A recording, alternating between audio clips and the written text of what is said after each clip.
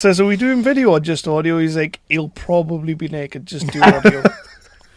I was worried about where the camera was going there. Oh, fucking hell. Geek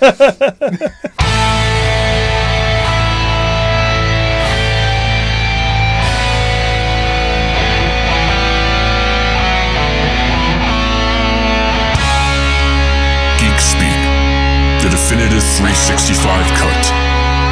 These are the meaningless ramblings of a Scottish redone whore and a pissy ex-video store clerk. Their ongoing mission is to set right the movie wrongs. They're gonna need a bigger podcast.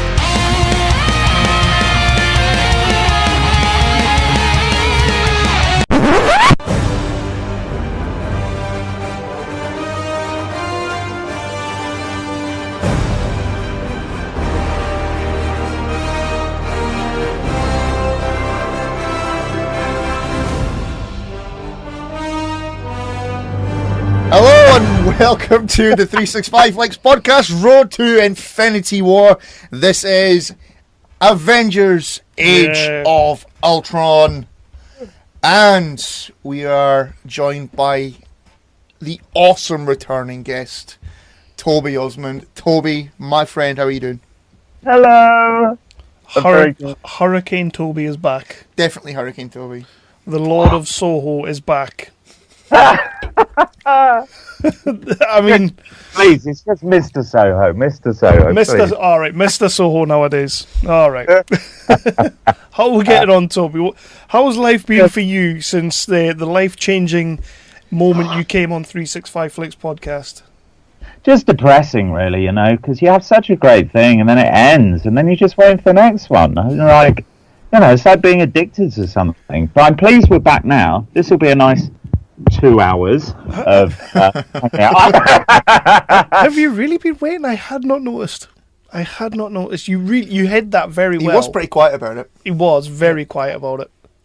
Loads of stuff. What have I done? I don't know. I've been up to stuff, you know. Meetings, hanging out in Soho. What we do. Oh, I'll tell you what I've been doing. I've been watching loads of MCU films.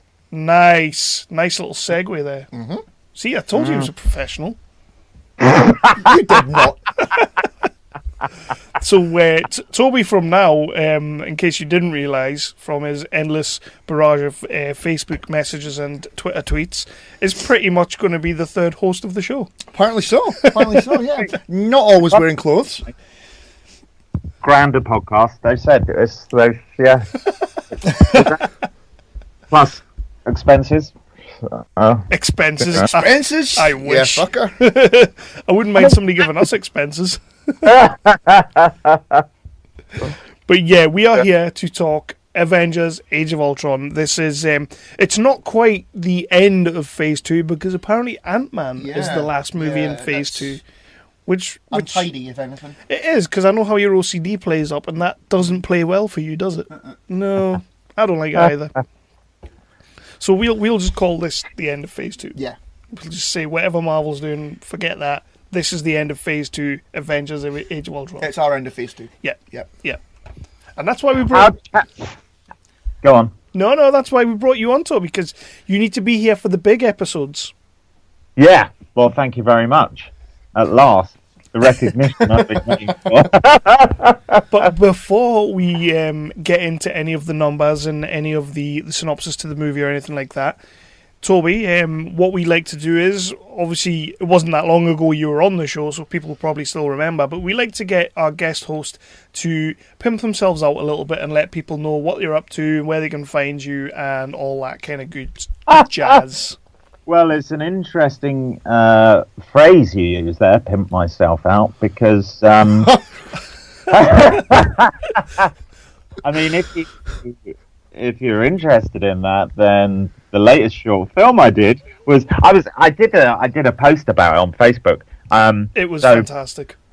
Only my mum and you guys read it, but, yeah, I was like, I had this thought. In the last cold snap, like a week-ish ago, when it was fucking blizzards. Oh, when Storm Emma, was it? Storm Emma? Yeah. Something like that, yeah. Beast from the east. I think we all know which storm's got the better name out of those two. Definitely. Anyway, so when they met and like made sweet love over the British Isles, and it was just blizzards and hurricanes and like -5.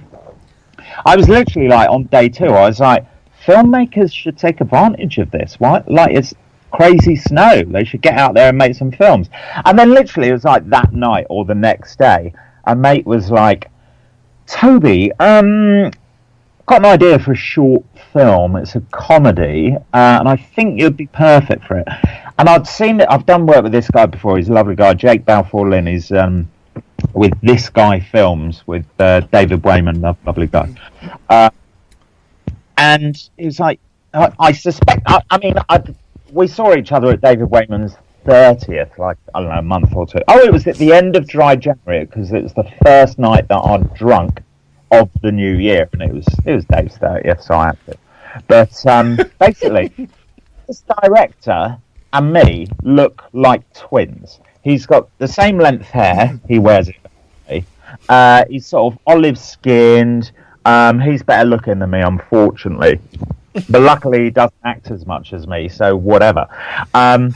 Anyway, so directors and writers, they basically just want to cast people who are themselves, because most stories that are being told by people are kind of, there's at least elements of the writer and creator in the characters. So I was like, oh yeah, okay, so he wants me to play himself. And I'm like, what's the gig? He's like, well, it's only going to take half a day. It's going to be taking advantage of the snow. It's comedy, really short. Like, it's going to be a minute long. And you're going to be naked. I'm like, what was that? He's like, well, you're going to be naked. I'm like, yeah, great, sounds good. It's not porn, is it? He's like, no, it's proper comedy. I'm like, great. And he's like, on Camden High Street. I'm like, what was that? He's like, well, we need, basically, the guy is going to be naked on Camden High Street. I'm like, tomorrow morning. He's like, yeah. I'm like, great, I'm in. Where am I meeting you? I know we'd had a little bit of back and forth when you posted about this film getting made and that, but I'd completely forgotten what we talked about. So when I sat down and I watched the little short film when you posted it, and then at the end when you stood there stark bollock naked in the snow, I'm stood there thinking, of course. Yeah. I was like, of course he is. I did get arrested, which was good, but we did actually. The first time we did it, because the thing is, I am stark bollock naked. Yeah. I'm wearing boots, a fairy hat, and a scarf. That's it. Full stop. Oh, I've got a briefcase as well. But I'm just literally, a la natural. So the first time we did it, I'm telling the guys, like, literally, you've got to do this one take. I'm not gonna stand here and do 10 takes later, because we ain't getting fucking permission from anyone. Oh, it might not be in Camden, in case we can get and there's CCTV. Could be anywhere. It's probably not Camden at all. It's Camden. So we're at this bus stop and we're warning the people around, like, we're about to get naked. It's not anything weird. It's comedy, short film. He's going to get naked though. So if you're offended, just look away or something. And everyone's like, oh yeah. And then we do it, and literally I'm waiting for a bus. That's the story. I'm waiting for a bus. So I'm hailing this bus completely naked in the snow. And the bus comes towards us, and of course the story is the bus pulls up. Does the bus driver stop? No, he doesn't. Oh, they slowed down and stopped in the middle of the road about 20 feet away, going, who the fuck is that guy turning at the bus stop naked? And I'm like, I turn around, I'm like, fuck it, I'm out of here. I go, and they're like, I think we've got the shot, I'm not sure. And I'm like, can I see the footage? And then they turn away from the car that I'm in, and they're like, stay in the car, Toby, stay in the car. I'm like, oh God, here we go. Time for a criminal record. And but apparently the bus driver has got out, and they're just being nosy. They're like, what the fuck is going on here? So then we do another take at a different bus stop round the corner. Because I'm like, look, man, so many people have seen us. The police will possibly be on their way. Let's not go back to the same bit. Let's just cheat it. So we went to a place around the corner. It's so funny though. Like when I first did it, there's just traffic, like white van man's going, all right, goes up. Anyway, so yes, that's one of the things I've been up to. You can probably Google This Guy Films. I think it's thisguyfilms.com. Or go on my Facebook or whatever, and basically you'll see my butt cheeks. Yeah. Yeah, What? you will. You certainly will. What I should pimp out is I'm playing Mercutio, the best character, in Romeo and Juliet, but it's a gender-reversed Romeo and Juliet. Not all the roles, because I'm still Mercutio. But it's called Romeo and Julian, and I think it's going to be on in the new Shoreditch Theatre for all of May. Nice, nice. Which is fitting because, as you both know, I'm sure, it's International Women's Day today. Mm-hmm. So, good bit of gender bending. Yeah, lovely. Excellent. That's what I like. Good stuff.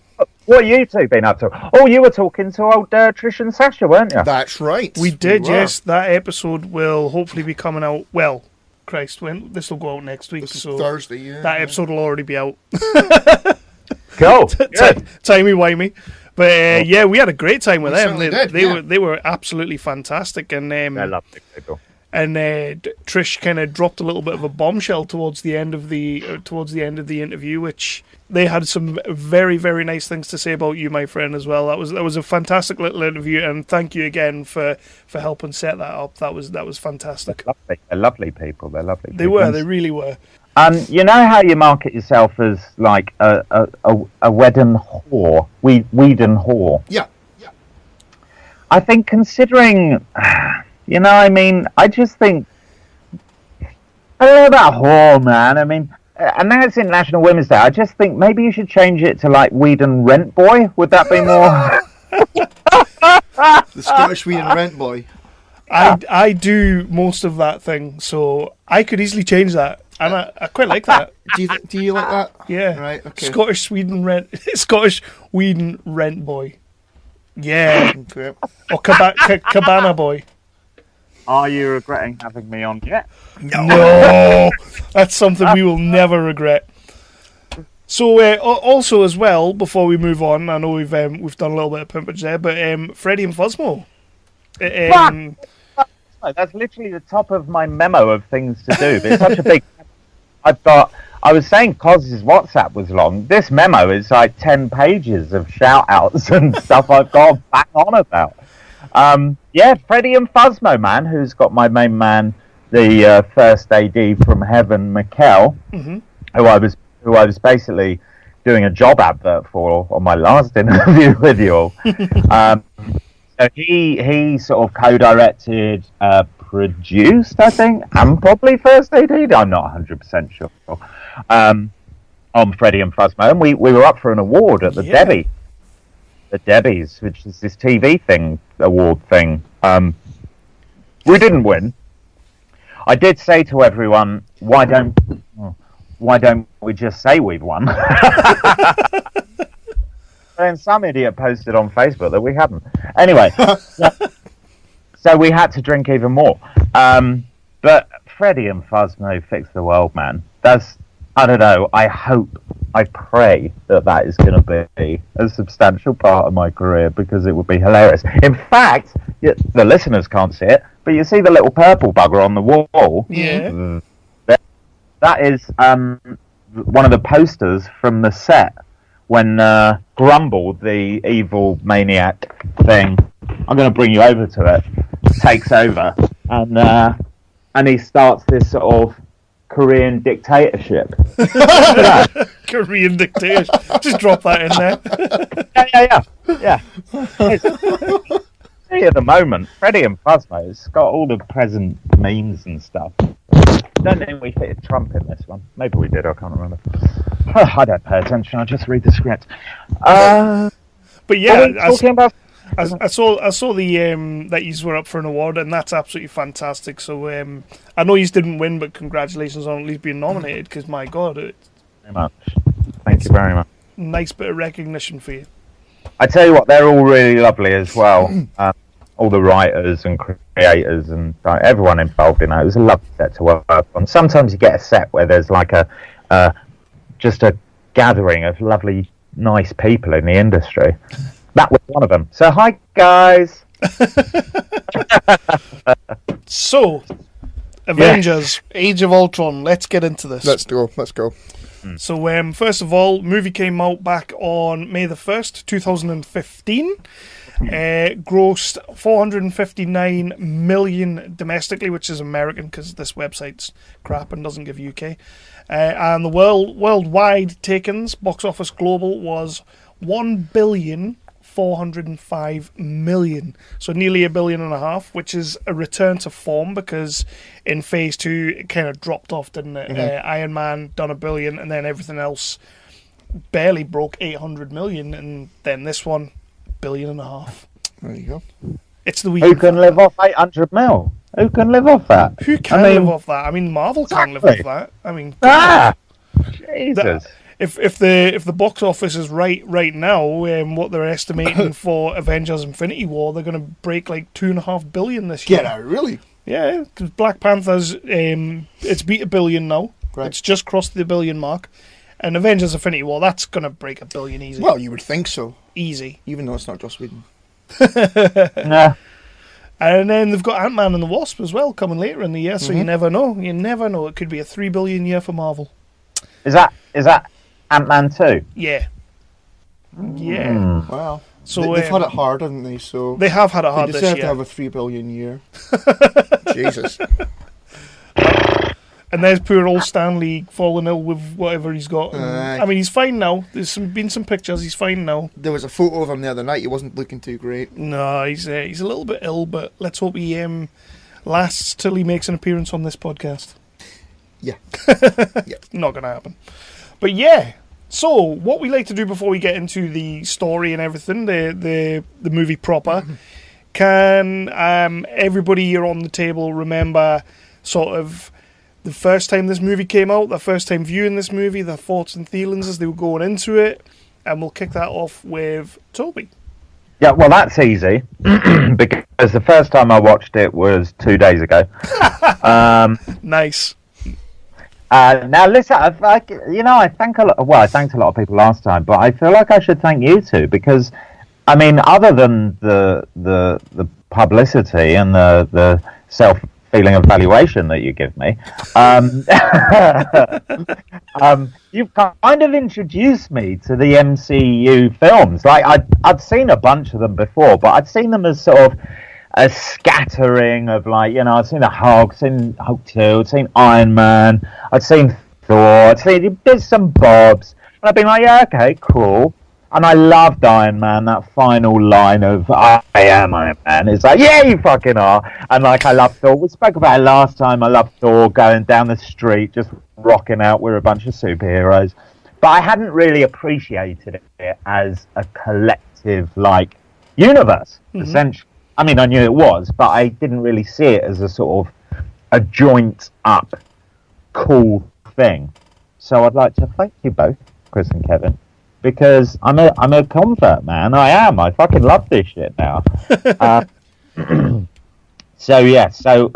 watched it 2 days ago. Can I remember it? Bits of it, because I've watched, I think, another 2 or 3 since then. Brilliant. Fuck me. Ragnarok, man. That was the one I watched last night after watching Civil War. Oh, yeah. Yeah, because I gave you a spoiler. Yeah, you did. Did you give spoilers in Civil War? Well, Toby was telling me that he was watching Civil War, and I spoiled that Spider-Man was in it. Oh, that's not a spoiler. Well, I suppose Toby didn't know that, but everybody knew that. But didn't you say he showed up on the screen like 2 minutes later? Yeah, so it was like, I think Stark was like, oh, I've got an idea. He's in New York or something. And then you were like, Spidey's in it. I was like, oh, well, I know who that is now. But then it was like, oh, hello, Peter. Hello, Hot Aunt May. I'm surprised Stark and Armade didn't get. I tell you what, I'm a bit pissed off with Pepper Potts not being in any of them. Yeah? You feeling it? You're not feeling it? What do you think? I'm happy she's not in them. She's in Civil War. Yeah, she's in the very end when he offers the Iron Spider suit to Spider-Man. Yeah. And he says no. Pepper's like there for about a minute.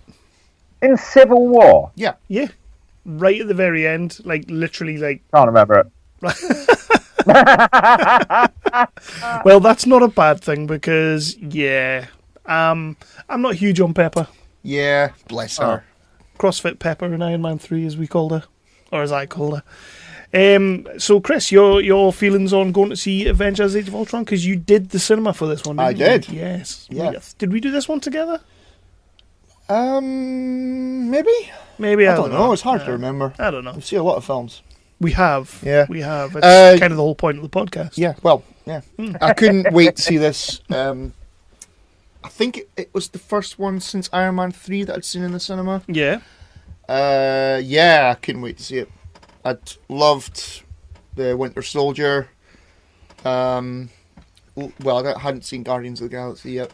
No, you hadn't, had you? No, I hadn't. No. But yeah, I couldn't wait to see this. Joss Whedon, it's the Avengers. Yeah. Like, fuck yeah, get me to the cinema. I think for me, this one was definitely. I wasn't a big fan of Iron Man 3. Thor 2 was very, very lackluster. But they really pulled it round with the Winter Soldier, Guardians of the Galaxy. So I was ready for this. I could not wait. The only problem I had going into it was that you kind of had all those reports from set about Joss Whedon kind of being a broken shell of a man. See, I didn't hear any of that until after. Yeah, it was there, and that was sort of weighing on me a little bit. But to be fair, it's Joss Whedon, it's the Avengers, it can't go wrong. So I went into this just thinking, here we go. And we got what we got. Yeah. And I'm still a bit pissed off about the 1 trillion TV spots that we got the week before the movie. You could not turn around without seeing like a 15-second clip on TV of Age of Ultron. It was worse than when Amazing Spider-Man 2 is coming out. But it's their second big team-up, isn't it? Yeah, but the Hulkbuster fight, which we'll get to in a little bit, you'd pretty much seen that whole fight. Yeah, that was annoying. Yeah. And then when you got to the cinema, it was like, oh, I've seen this. And you were waiting for something spectacular to happen that they hadn't showed in the trailer. But no, they'd showed every single part of that fight in certain TV spots, and it's like, well, thank you very much for that. You know what? For me, that was like Ragnarok. Yes. Because you've got Thor and Hulk, and I would have loved to not have known that. Yeah. Hey, we can do spoilers on this show. All your listeners have. Oh yeah. All of the MC films. It's Marvel. Everybody's seen them. Yeah. Cool. I mean, just that. I mean, I was still really excited knowing that Hulk was coming out. Yeah. I'd have loved to have not known. I'd have loved to have not known. That is one of those things that, I don't really know why they did show that in the trailer. I mean, I know it was to get people hyped up and that, but it just, they didn't need to show that. But after Thor 2, they were probably thinking, like the cinema goers will be thinking, ugh, another Thor movie. Yeah. The last one was shit, so let's show them Hulk. Yeah, everybody loves Hulk. They could have just showed Korg. Like, they could have just done a trailer of just Korg in the trailer, just introducing the movie or something. Because that would have been great, because he's just the best character ever. I tell you what, the Grandmaster. Yeah. I fucking loved him. Just Jeff Goldblum being Jeff Goldblum, really. Yeah, exactly. Which is basically Toby Osmond being Toby Osmond. Yeah. I was like, if I was an MCU character, it'd be the Grandmaster. Yeah, I can believe that. Yeah, you can see that. You can see that. You can definitely see that. Oh my god, I love that film, man. I love Ragnarok. It blew my mind. I was like, and last night it was getting late. I've been partying with a producer and Mikkel actually, and Trish actually. But Trish and Mikkel, being intelligent, went home at like midnight. Me and this producer stayed up till 8 in the morning, I think. That's how you get your next job, though, isn't it? Yeah, that's what he said anyway. Not that it is that producer, but shout out to Neil Osmond. Oh, no. Right, so if we want to talk about the film, let's get into the film proper, and Chris has his notes. We'll go through. Look to the sky and see hope. I'll take that from them first. There's only one path to peace. Their extinction.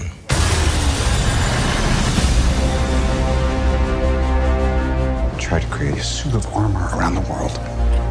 But I created something terrible. Artificial intelligence. It's called the ULTRON program. I'm sick of watching people pay for our mistakes. Isn't why we fight so we can end the fight and go home? Well, you amazingly failed.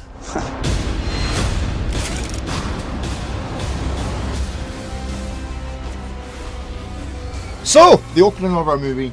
Yeah. The Avengers are back together again, and they're going after Loki's pokey stick. The Loki pokey stick. Exactly. Yeah. So what does everybody think of the opening sequence in this? There's no what's everybody been up to. There's none of that shit. It's straight into the action, straight into a set piece. Mm-hmm. What do you think? I had a bit of an issue with the opening scene. Go on then. Now, I tell you what I was thinking. I like the action, great. But I just felt there was a bit of a disconnect between... Normally, in the Marvel films, I've found the combination of the sound, the visuals, the action, the really fucking witty writing is beautiful. Like, this is why I'm saying I'm a convert. It's like, it's next level stuff. It's art. It's art. Even though it's like, it's a massive Hollywood blockbuster, it's fucking well made. I just felt in the first scene it was just a bit like, I don't know, quiet. I felt like we were in Iron Man's suit a lot, and it was a bit like closer. I don't know. I was a bit uneasy with it. Just the first scene.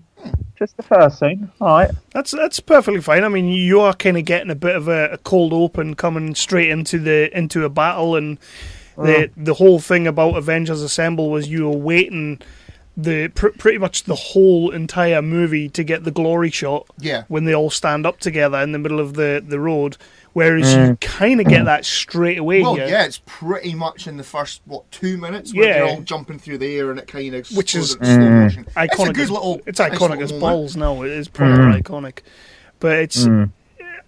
Yeah, I can kind of see what you mean, Toby. Like, you're kind of just thrown into the middle of a battle. You don't really don't really know what's going on. But it's a nice way to show that even though in the meantime they've all had their solo movies, there's still a well-oiled machine when they're together, kind of thing. It is a nice way to do that. Yeah. From what I remember, they actually did a thing on Agents of S.H.I.E.L.D. where they were talking about the Avengers assembling to go and get the staff. Right. But I can't remember anything else about it other than that. You just vaguely remember somebody might have said something. There was definitely something setting up to Ultron. Definitely. Pardon me. So, can I tell you my first favourite quote? Go on then. It's when they're about to win, and like what is it? Sokovian? Yeah. Yeah. Well, actually, he was like a Hydra guy or something. But the agent who's in the secret base, he's like, gives this rallying speech, and he's like, "No surrender! I'm going to surrender." That's just Whedon all over. I mean, one thing you can say about this movie is like a lot of the other movies, they are really well written, and the director is in them. But you feel Whedon more than you feel any other director on any other movie because his writing is so incredibly good, and just he's able to have a serious moment and just drop a cheeky little line in that just diffuses everything. Yeah. And there's not many directors in the MCU that are as good as Whedon. Yeah, well, there's a moment with Ultron later in the film that I fucking love. But, so they are doing their thing. We get a nice little bike flip thing by Cap. That's pretty cool. We get introduced to the Iron Legion. Yeah. Yeah. What are your thoughts on the Iron Legion? Because obviously they're important to the film because they become Ultron bots. But what do you think? I've got a few thoughts on them. First off, their international conflict resolution skills are not that good because they go into Sokovia and they start speaking in English, American English. And it's like, guys, have you wondered why your diplomacy rates are pretty low? Even the fucking Daleks spoke in German. Christ. Yeah. And then... Doctor Who joke for you there. I saw that, yeah. Good lad. And then I also felt like... I sort of feel like the Iron Legion they're supposed to be kind of AI Iron Men. They should be, or maybe not as good as Iron Man, but pretty close, and maybe even better, because he's built them after he's built his own suit. Yeah. Mm-hmm. And they just get crushed like cans of beer when anyone looks at them. They're like, Iron Man Tony Stark he's got a big ego, but that can't withstand just his mates going, destroy that one, destroy that one. I could do this to you, Stark, if you step out of line. You know what I'm saying? They didn't put up much of a fight, the old Iron Legion. I feel bad for them. I'm not big on the Iron Legion, but I think my biggest thing about that is, like, you talk about disconnects and all that, is that at the end of Iron Man 3, he had destroyed all of his suits. He had basically decided that he was Iron Man. The suits were not Iron Man. He was Iron Man. And then we get to Avengers Age of Ultron, and he's got a whole Iron fucking Legion. And I was kind of like, come on, you've just made a movie where you've destroyed all your suits and all your tech to start again kind of thing. And you're pretty much, by the time you get to Avengers Age of Ultron, you're very much where you were anyway. Yeah. I know what you mean. Which to me kind of discounts a lot of what happened in Iron Man 3, but it's just... And in fact, he's proved that he should have fucking got rid of them. Yeah, exactly. Because make no mistake, people, the biggest bad guy in this movie is Tony Stark. No. How dare you? He's the biggest villain in this film, and that's what I noticed watching it last night. I'm sitting there thinking, all the way through watching this movie, I'm thinking... Tony Stark is kind of a dick in this movie. No, I'm not having it. He's got motivation. He's got good motivation. His heart's in the right place. He's got motivation. His heart may be in the right place, but he's a total dick about it. No, you are. Wow. Yep. That's how Chris wins an argument. So I won that one. So speaking of Tony Stark, we get a cool moment when he goes into the room. Yeah. And they're all pointing their guns at him, and he, just Iron Man's them. Yeah. But then we get my first favourite line of the film. Mm-hmm. This is my second favourite, I think. Are we going to say the same line? Please be a secret door, please be a secret door, please be a secret door. Yay! No? Secret door? No.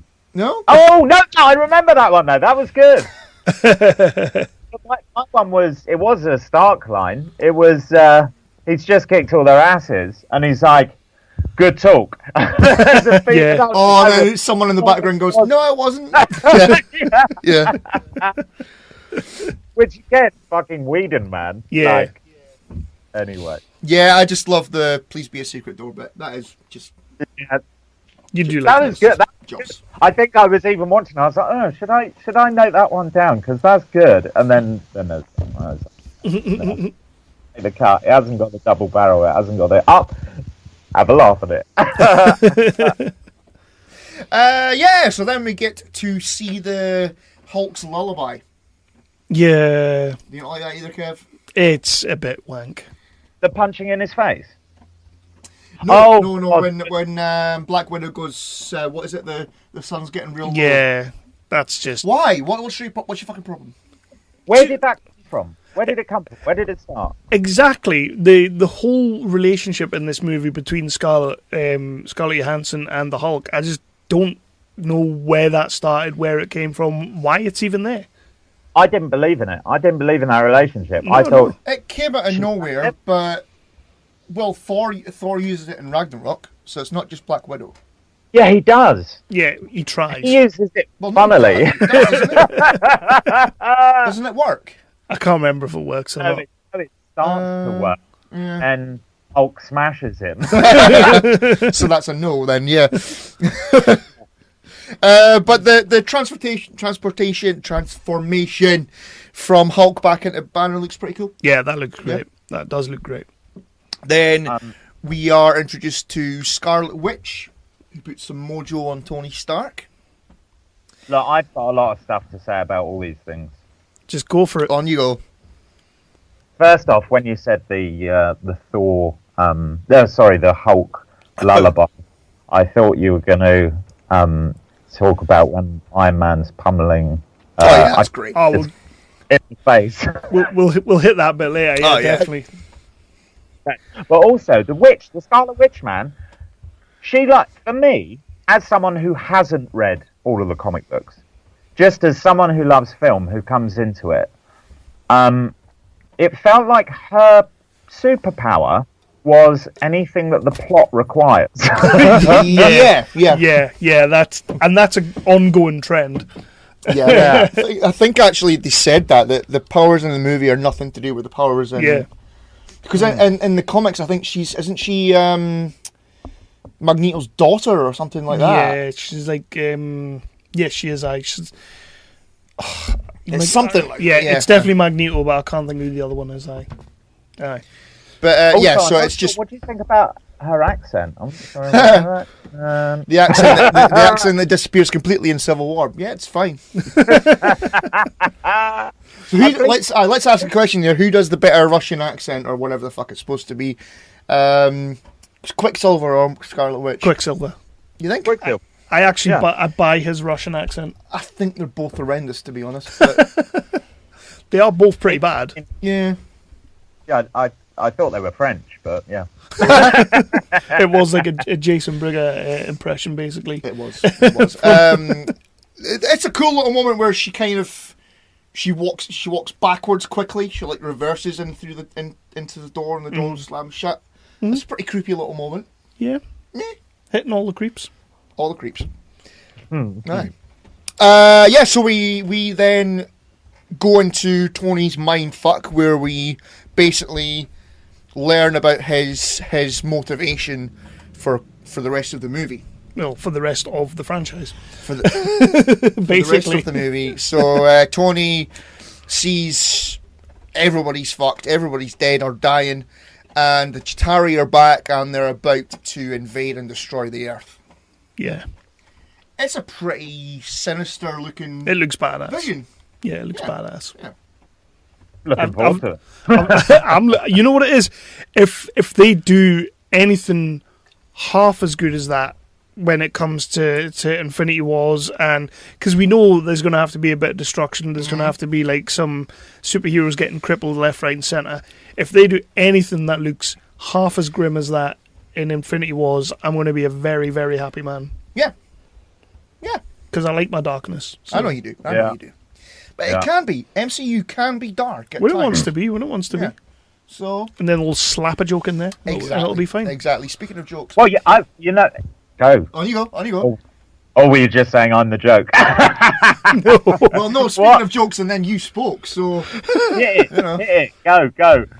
We get a good Thor moment. They're all back on the Quinjet. Black Widow is trying to talk Banner down because he's all pissed off that he's been the Hulk again. And so she's telling him it wasn't so bad. It wasn't so bad. You were okay. And then she says, Thor? Oh, yeah. And Thor goes, the gates of hell are filled with the screams of his victims. Which is a cool fucking Thor moment. Thor's awesome. Yeah. Thor is awesome. Man. I absolutely love the way Hemsworth plays it. I love the fact that he is a god and he just acts like a god, and he takes everything so serious, and he's just a total over-the-top character, and Hemsworth just loves it. Oh, he nails it. He nails it. He does. Yeah. He does kind of retract that. Or he tries to retract that. I didn't write that bit down, but he tries to backtrack, and he goes, well, not dead victims though, just injured. Yeah, ones. bruise. Yeah. Unconscious or something. I mean, I can't talk enough about how good Hemsworth plays that role. Yeah. Thor he's amazing. Yeah. Yeah. I'm just Ragnarok again, man. Shit. I don't know when it is in the film, but there's a moment where she says she's talking to Banner, and she's like, "Okay, I'm sorry. Like, I love you, but I need the big guy now." Yeah, it's towards the end of the movie. Yeah. There's a there's a shot of Banner, and I'm just thinking, he's thinking like, how did she know I'm the big guy? She's kinky, man. She's kinky.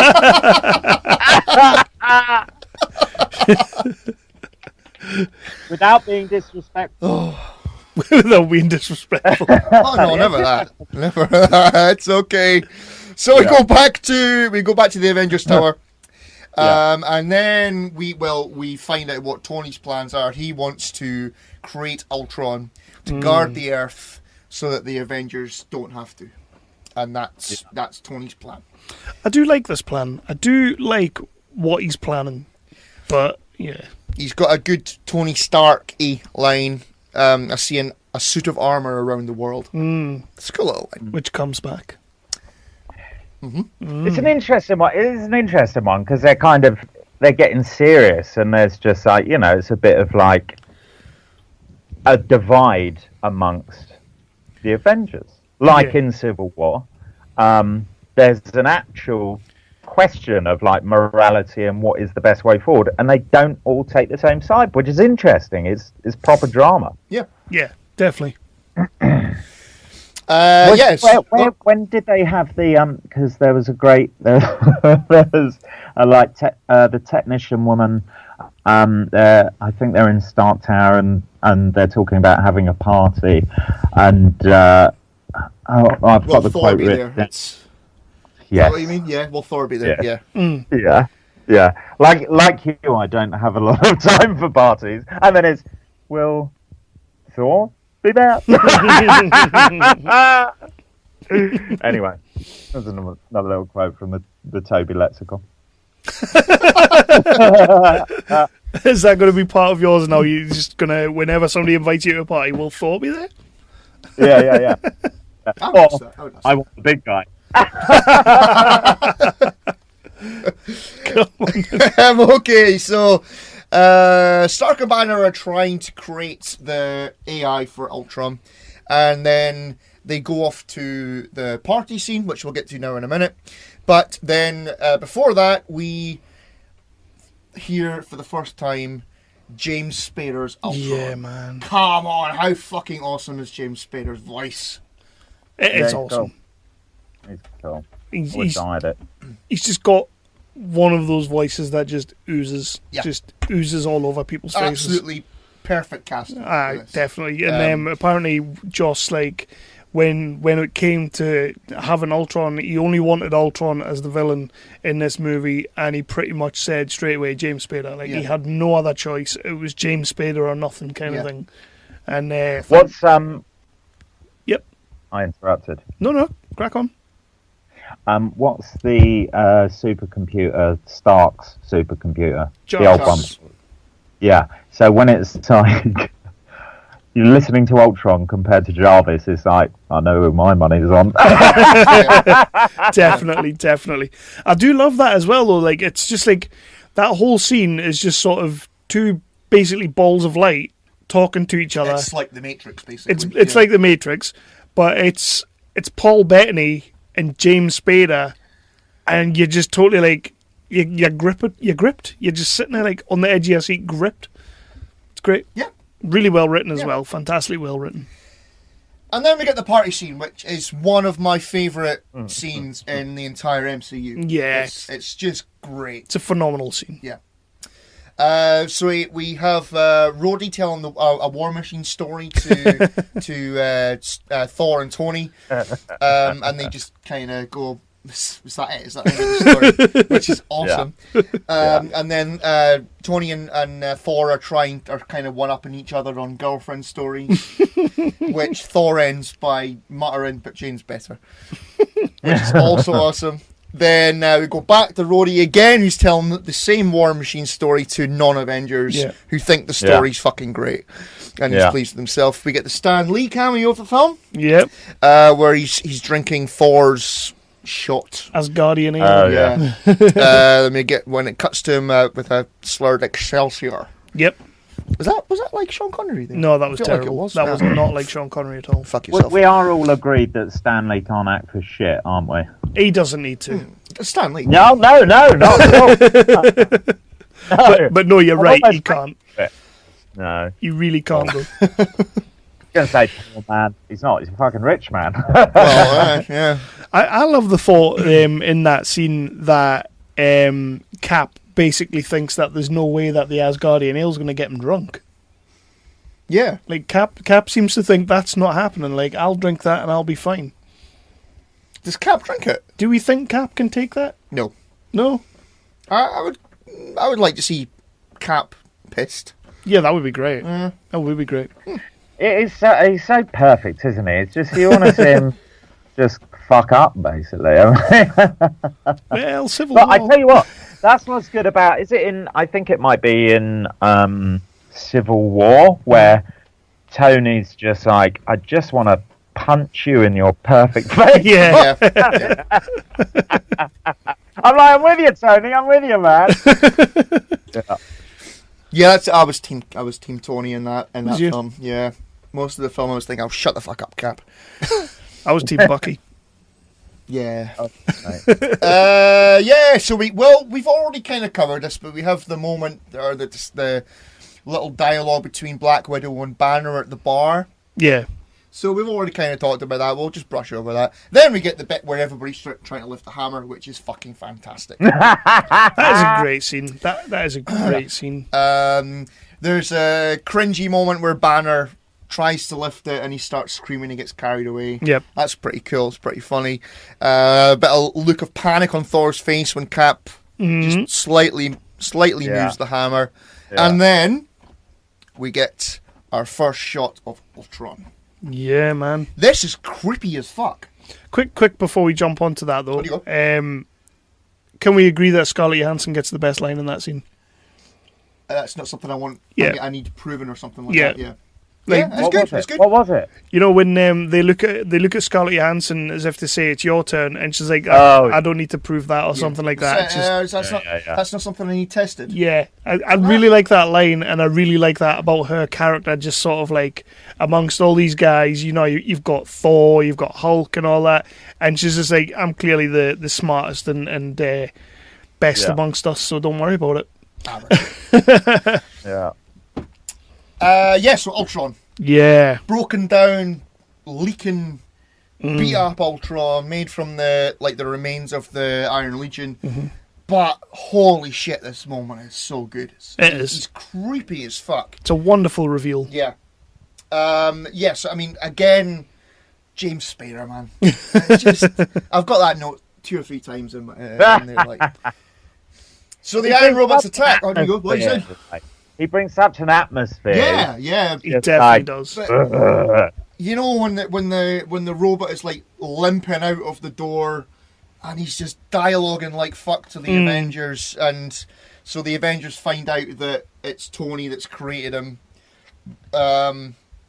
We skipped one of my favourite quotes. Oh. Which I'm pretty sure was. I think it was this film. Could have been Civil War. No, it's this film. When this is the trouble with a binge, like it all just blurs into one.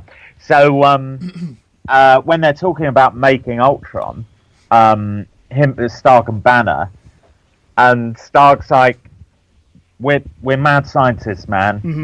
We're baddies. Just own it. Just own it." Yeah, you fucking mad scientists. The science bros. Yeah. I love the chemistry that they have in this film is fantastic. Yeah. Just like it's only really a couple of times that they share the scenes together, but when they do, it's brilliant. Just again, like, I hate to keep saying it, but Ragnarok, like, Banner's a legend in it. Shit! Like when he's just freaking out. I'm on an alien planet. I'm so stressed right now. And Thor is just like, yeah. Anyway, so I need you to come and help me crush people and beat Hela. He's like, what? But didn't you listen to me? If I turn into the Hulk, I'll never turn back again. He's like, oh yes. Well. It's so good. So good, man. I need to plug my phone in. Hang on a sec. Yeah. I'm back.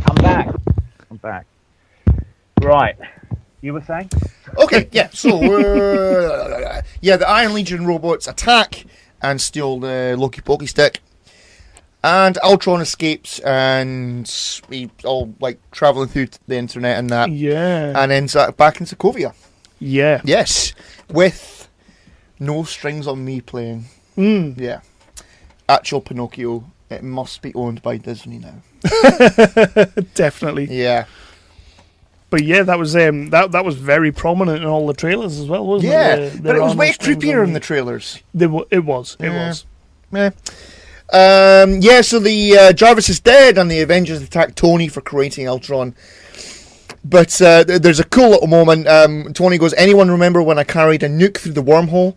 And Rhodey goes, nope, that never came up. That's a nice little moment. That's Joss Whedon again. Yep. Very, very Joss Whedon. That's down as one of my favourite quotes as well. It's fantastic, that line. Yeah. The twins, the power twins, or whatever the hell you want to call them, they go and meet Ultron. This is the first time we see him properly, all metally and robot-y and that. Is there you said on the last episode, Guardians of the Galaxy, like, is there a scene missing here? How do they know he's in the church? Yeah. Like, why do they go in there? I have no idea. Just see, that's the thing. Just movie reasons. There was, similar to the Snyder cut of Justice League, there was a rumoured Joss Whedon cut of this movie that was supposed to be bloody 3 hours long. Yeah. I would pay good money to see that. I know there was a lot of Thor that got cut out. Yeah. Like, when he goes to the pool and that later on. That. There was a load of that missing. Is that because Idris Elba pissed everyone off? Pretty much, yeah. Yeah. Did he? Yeah. He put on Twitter that he put like spoilers on Twitter and that, and he really pissed on his chips. Very much so. Oh. So Ultron's lips. Yeah, they are weird. They're weird, aren't they? Yeah. Ultron's lips. I can't remember Ultron's lips. He's got lips. He's got fucking lips. Yeah, he's a robot, but he's got lips. I do remember actually sat in the cinema watching this, thinking, "Oh, yeah, that's he's got lips." That's weird. I don't remember his lips, but I do want to get back to because Ultron had some of the Iron Legion in the bar. This is back to the bar when he's the first reveal. I just want to say that at this point I made a note that 2 notes actually. One was at this point in the film, I want Ultron to win. Yeah. There's actually a few moments in the film I want Ultron to win. Yeah.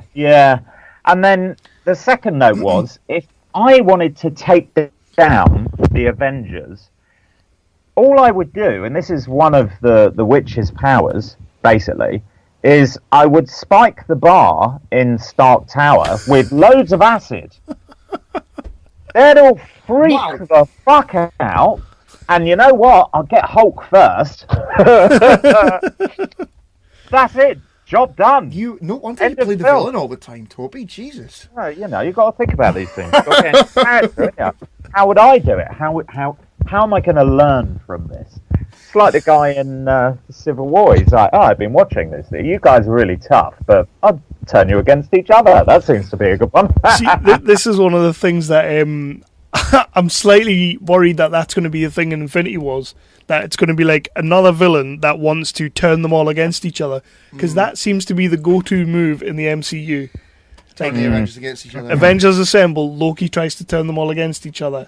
Age of Ultron, Scarlet Witch tries to turn them all against each other. Civil War, Daniel Brühl tries to turn them all against each other. It's like, come on, try something else, man. That's clearly not working.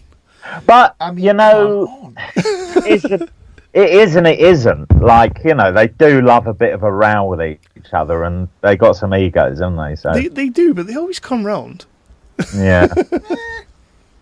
Yeah. It's just like, try something else. Come on. If Thanos comes out and he's like, right, I'm going to turn you all against each other, I may stand up and walk out. No, I don't. I may. You know you won't. I won't. It's Infinity War. No. It's going to be awesome. Yeah, yeah. So then we get some Andy Serkis. Yeah. What an accent this is. Cuttlefish. That was crap. Cuttlefish. Cuttlefish. I haven't paid any attention to Andy Serkis's live action acting, like non-Gollum acting, Yeah. basically, before. I mean, I think he was like everyone in one of the Planet of the Apes, which got a bit boring, I found. I was like, oh, Andy's talking to himself again. Oh, so dramatic. Oh, I'm so sad. Oh, I love you. Oh, gorilla gets shot on the head. That was good. But anyway, yeah. But I was pleased that he got his arm tore off. Yeah. Really, really quickly. And it wasn't that much of a big deal. It was just like, Kang! You're a pussy. It's quite good the way he does it, and he's like, I'm sorry, I'm sure it'll be fine. It'll be okay. Yeah, that's the moment I was going to bring up. It's just some Whedon-y goodness right there. You know, when it all comes around because what's Serkis's character called? Ulysses Claw. That's the one. He says, "Oh, you're one of Stark's." Yeah, you're one of Stark's. Because he says the same thing. was it? He says something about what's the bloody line? Keep your friends rich, and the rich are richer, and watch them tear each other. Aye, something like that. Watch them tear each other. That's a Tony Stark line. You're one of Stark's, and he Ultron again. James Spader, man, loses the head and tears his fucking arm off, and he goes, "Oh, that's going to be fine. I'm sure that's going to be fine." It's a great. That's like someone off of Buffy. Yeah, it's so fucking good. It's really good. So I've got Ultron after tearing off the bad guy's arm, because Ultron's not the bad guy in my books at this point. No, he's not. Oh, I'm sorry. I'm sure that'll be okay. It's brilliant. Fucking take that column, mate. It's the delivery of James Spader, because the thing about James Spader's voice in this movie and any other movie, any other TV show or movie that he's done, is that he can be sinister as hell but so endearing at the same time. Like, what's that one where he's the criminal overlord, and he's working with, she's supposed to be his daughter. The Blacklist. Yeah. In that show, he's a sinister ass bad guy all the way through it. But he's so fucking charming all the time. Yeah. And that's what I love about Spader. He's charming. Bless him. So now I think was actually, earlier I said, I think I misidentified our superheroes, because I think I said it was Scarlett Johansson, but of course it was the witch lady who said, I want the big one. Yeah. Then it comes to Banner. Right, we're so hot, man. I'd marry any of these lady superheroes, man. Of course you would. Probably Hulk as well. Who's not going to cast me in the next fucking Marvel film if Hulk's not my man? Okay. Maybe I should be the Whedon rent boy. I think you should be. Yeah. That is how you will be labelled on the show. All right, so we got another a cool little action set piece where they're all fighting around the factory. Yeah. So you got a nice bit where Quicksilver's running. He tries to grab hold of the hammer. Cool. Yeah, that's cool. Jeremy Renner's actually got something to do in this bit. Yeah. Shit. And he even references the fact that they screwed him over in the last movie. Yeah, so Scarlet Witch does the mojo on them all. She tries to do it to Hawkeye, but he was, I'm not a fan of mind tricks or whatever. Did it once before, not a fan or something. Yeah, it's a electric arrow thing in her head. That's nice, because he is, and he self-identifies. I think it was in this film, not Civil War. Yeah, it was in this film where he's literally like, I know I'm kind of the one in the gang who hasn't really got any powers at all. Yeah, that's the battle at the end. It's we're fighting robots, and I've got a bow and arrow. Yeah. And he's like, I absolutely should not be in this situation. Yeah. Yeah. So Nice he got his moment in the sun, you know. He does okay in this movie. He gets injured a lot. But... I think they make up a lot for the last movie. Yeah. For pretty much screwing him over. So the mind fucks. Well, Thor sees Ragnarok. Yeah. Black Widow's... First, I think Thor's like, that won't work on me. And then, with Valhalla. Because thankfully it won't work on me because I'm mighty or something like that. Yeah, that's what I mean. Like Hemsworth's delivery of these like ridiculous fucking lines is so good. He makes the worst shit sound awesome. Yeah. I am mighty. Who the hell walks around saying it will not work on me? I am mighty. Yeah.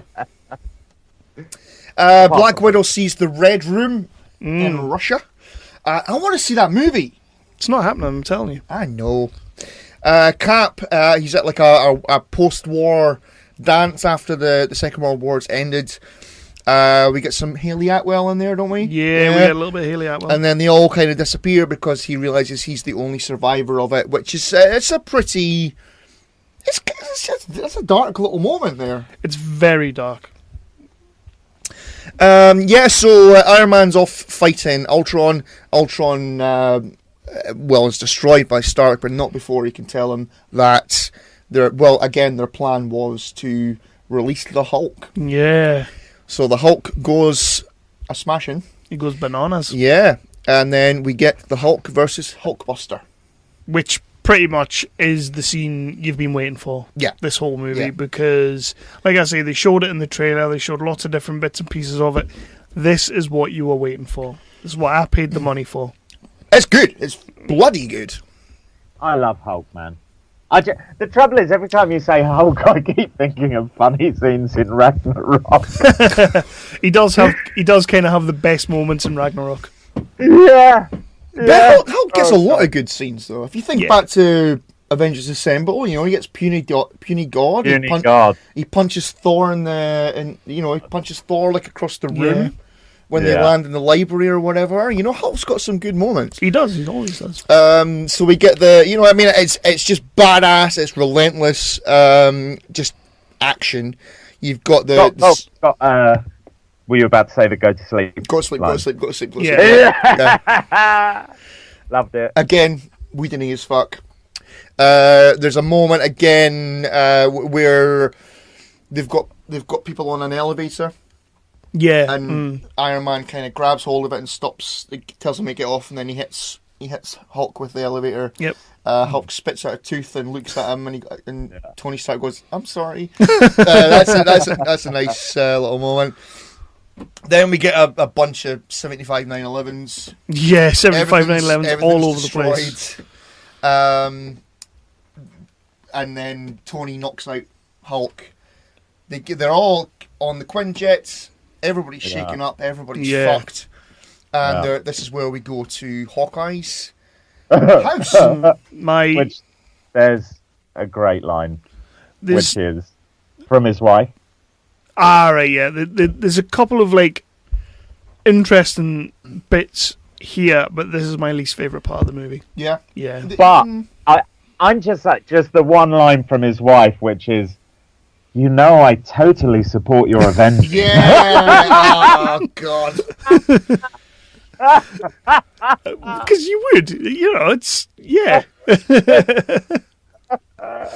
It's a corny fucking line. It's corny, but it's funny. It's like you just gotta take it tongue in cheek, man. Yeah, definitely. I mean, apart from maybe the Cap and Tony Stark when they're chopping the wood and they're having that little story, which is pretty much setting up Civil War in a way. Apart from that scene, I could do without this whole farm thing. It sets up the rest of the movie. Well, I get that. You've got to do some exposition from Nick Fury, and you've got to, it sets up the someone's blocking Ultron from getting into the nukes. You know, it sets up that. Who could that be? Sets up. We cut back to Ultron briefly, who goes to Helen Cho's lab because he wants to use the pod thing that Quinn is healed in. Yep. Earlier on in the movie, because he wants to become a real boy. So he wants to build a body out of vibranium. So we cut back to that. Oh, stop here. Sorry. You gotta go. Again, and this is only coming from an outsider to the MCU films and comics. Vibranium. Yeah. Cap's shield is made of vibranium. Yeah, I know. For anything else, watch Black Panther. I have. You have? All right, okay. So I'm now familiar with vibranium. All right. It wasn't vibranium ? It was vibranium ? Guys, who knew like Stark Industries and Wakanda's main export was vibrator material? Have you been practicing that joke all day? I've been practicing in the mirror. It's a vibrator. I'm sorry, but Cap shield is not made of vibrators. See, now I'm imagining you sat on the bus, Toby, on your way home, practicing that joke, and you just pissing yourself laughing and doing a full-on Jack Nick. Sometimes I just kill myself. Listen, I'm pleased that you guys have had me back, because literally up until this point, I'm the only person who laughs at my jokes. How many people walked off the bus when you... Do you mean the long red limo? The red stretch limo? Sorry, yeah, the red limo. Is that what you call it? Yeah, he messaged me before going, I'm on the limo. I'm in the limo on the way home. And I went, ooh, limo. Yeah. Said, well, Perryman's. So where the hell are we? Yeah, so the whole bit in the whole bit in the house. Well, you've got the cool moment, as you say, Kev, between Stark and Cap, foreshadowing Civil War. Yeah. Also, another good line. Sorry. Don't steal from my pile. Exactly. Yes. Exactly. Yes. Yeah. Love it. It's just a nice little, okay, all right, we're driving the plot forward, blah, blah, blah. Oh, at last, a funny line. Thanks, Hayden. It's been over 30 seconds. It's pretty good the way Cap just kind of picks one up and rips it apart with his hands. Yeah. There is actually quite a touching little moment between Black Widow and Bruce Banner. I can do without that. Kev. Totally do without that scene. No, I like that scene, and you're an asshole. So, like I say, there's no... I'm not connected to these two as a couple at all, so that scene just means nothing to me. Shut up, I like it. Thor goes away to the magic shirtless pool. Nick Fury shows up. Magic shirtless pool. So, so that's this whole thing sets up the rest of the movie. Where's everybody going? What's going to happen? And why? So Stark goes to Oslo to try and find out what's happening with nukes. Cap, Black Widow, and Hawkeye are going to Helen Cho's lab to find out what the story is with the pod thingy. Yep. And at the lab, Ultron is uploading his AI into the body, which lets Scarlet Witch see what his plan is. His cunning plan is to destroy the Earth, basically. So they escape. Nothing wrong with that. You would totally do that, wouldn't you? Thing is, they know at this point that he's supposed to be the bad guy of this movie. Like, they know that they're on the wrong side of this right now. So why is she surprised when that's the main goal? Do they know they're on the wrong side of it? I don't think they know. I think they, it's all about perspectives, man. Yeah. Like, up until a little while ago, we were on Ultron's side too, like... I'm still on Ultron's side. Tony's a dick in this movie. I think it's when they first get introduced to Weird Lip Ultron earlier on. They're talking about when the Stark bomb landed in their building. Which is a great story. And they were scared to move. I've completely bypassed that earlier on, but it's a nice little bit of dialogue. They were scared to move, and they said we were waiting 3 days for Tony Stark to kill us. Aaron Taylor Johnson's fantastic. Yeah, it's great. It's fucking great. He's brilliant in that scene. It's some bloody beautiful dialogue, and it's fucking great. And that's why they're on Ultron's side. It's because of that. Because later on, we're skipping way ahead here, but when when Nick Fury comes with the helicarrier thing, and he says to Cap, "Go, this is Shield."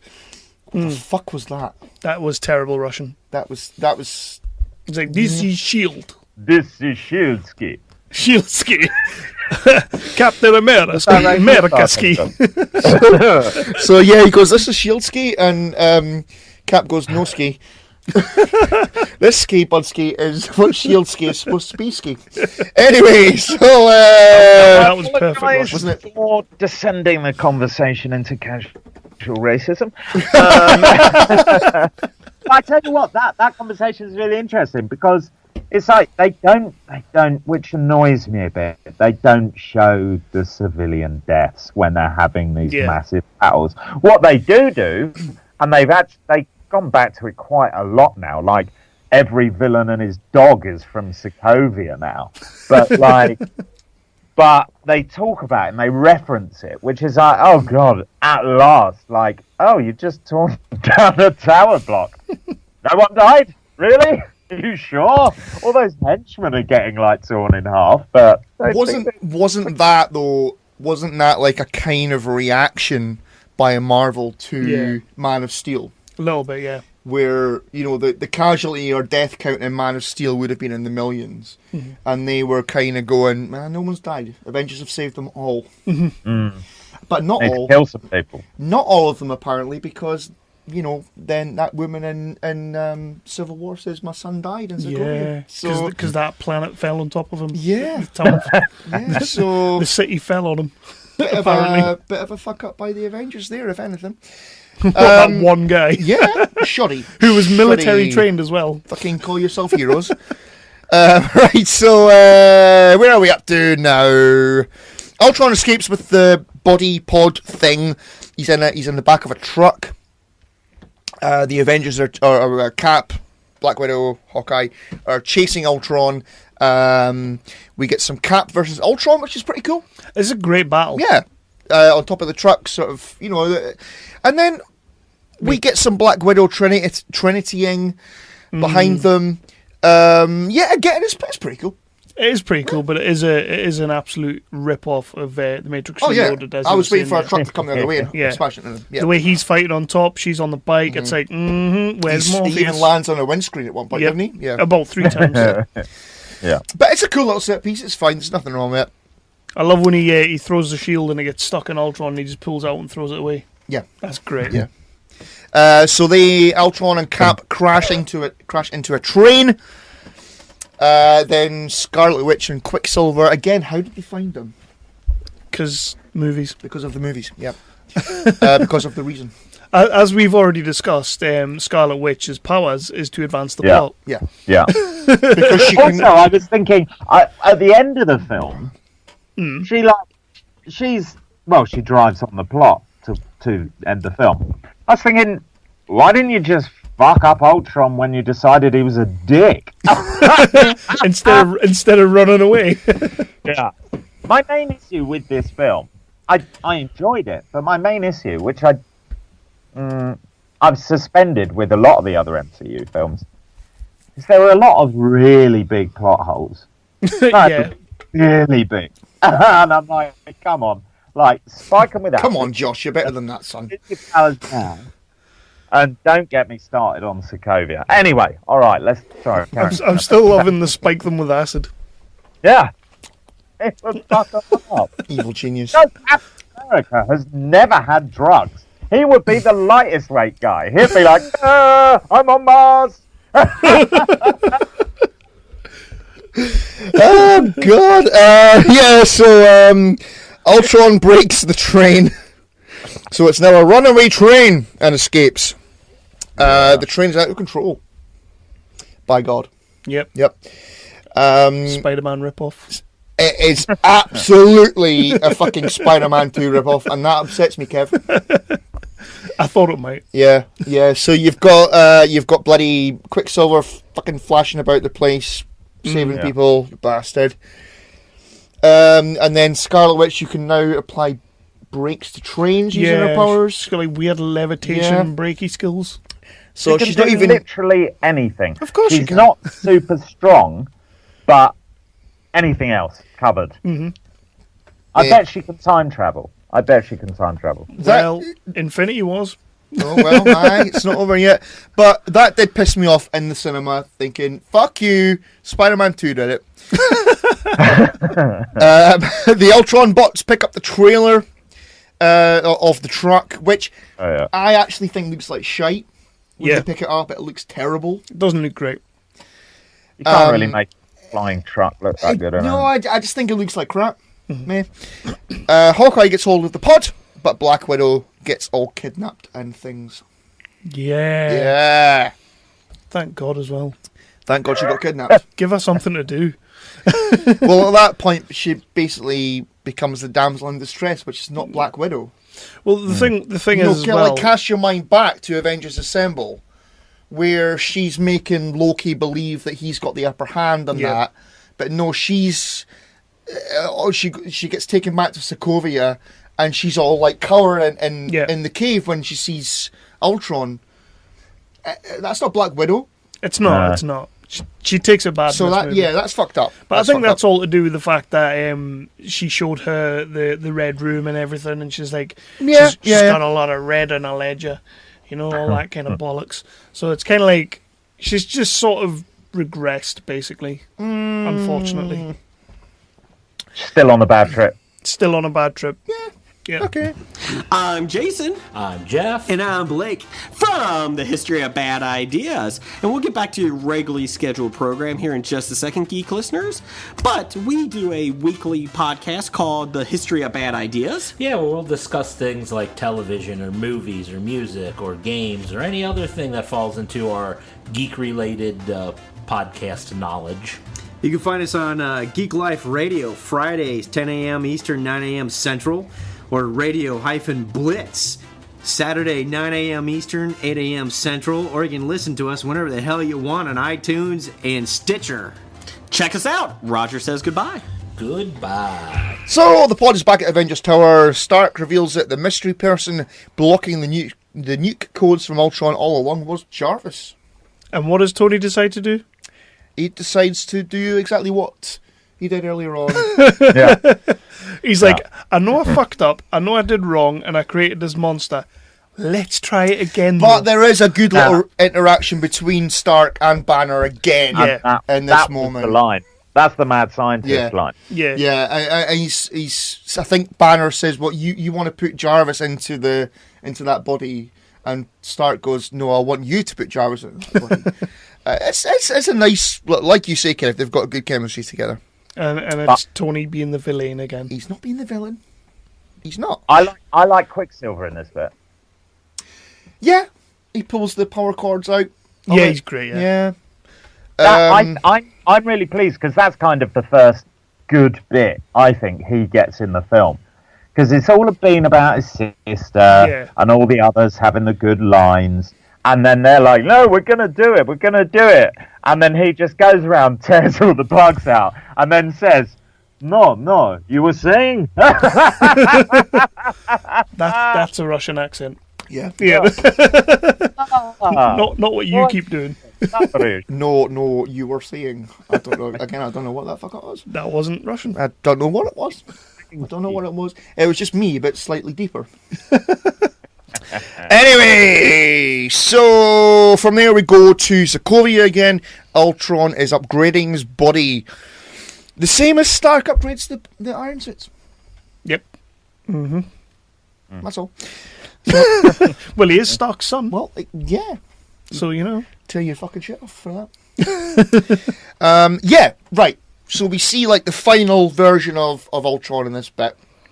I do love the reveal when it's like the punches through his face. When it's like that one talking away, and then he just punches through it and carries on the monologue. It's a great little kind of just tears the other one apart. Yeah, it's cool. Yeah, but right, there was something I noticed which I've never noticed before. Oh, so we spoke about Ultron lips earlier on in the podcast.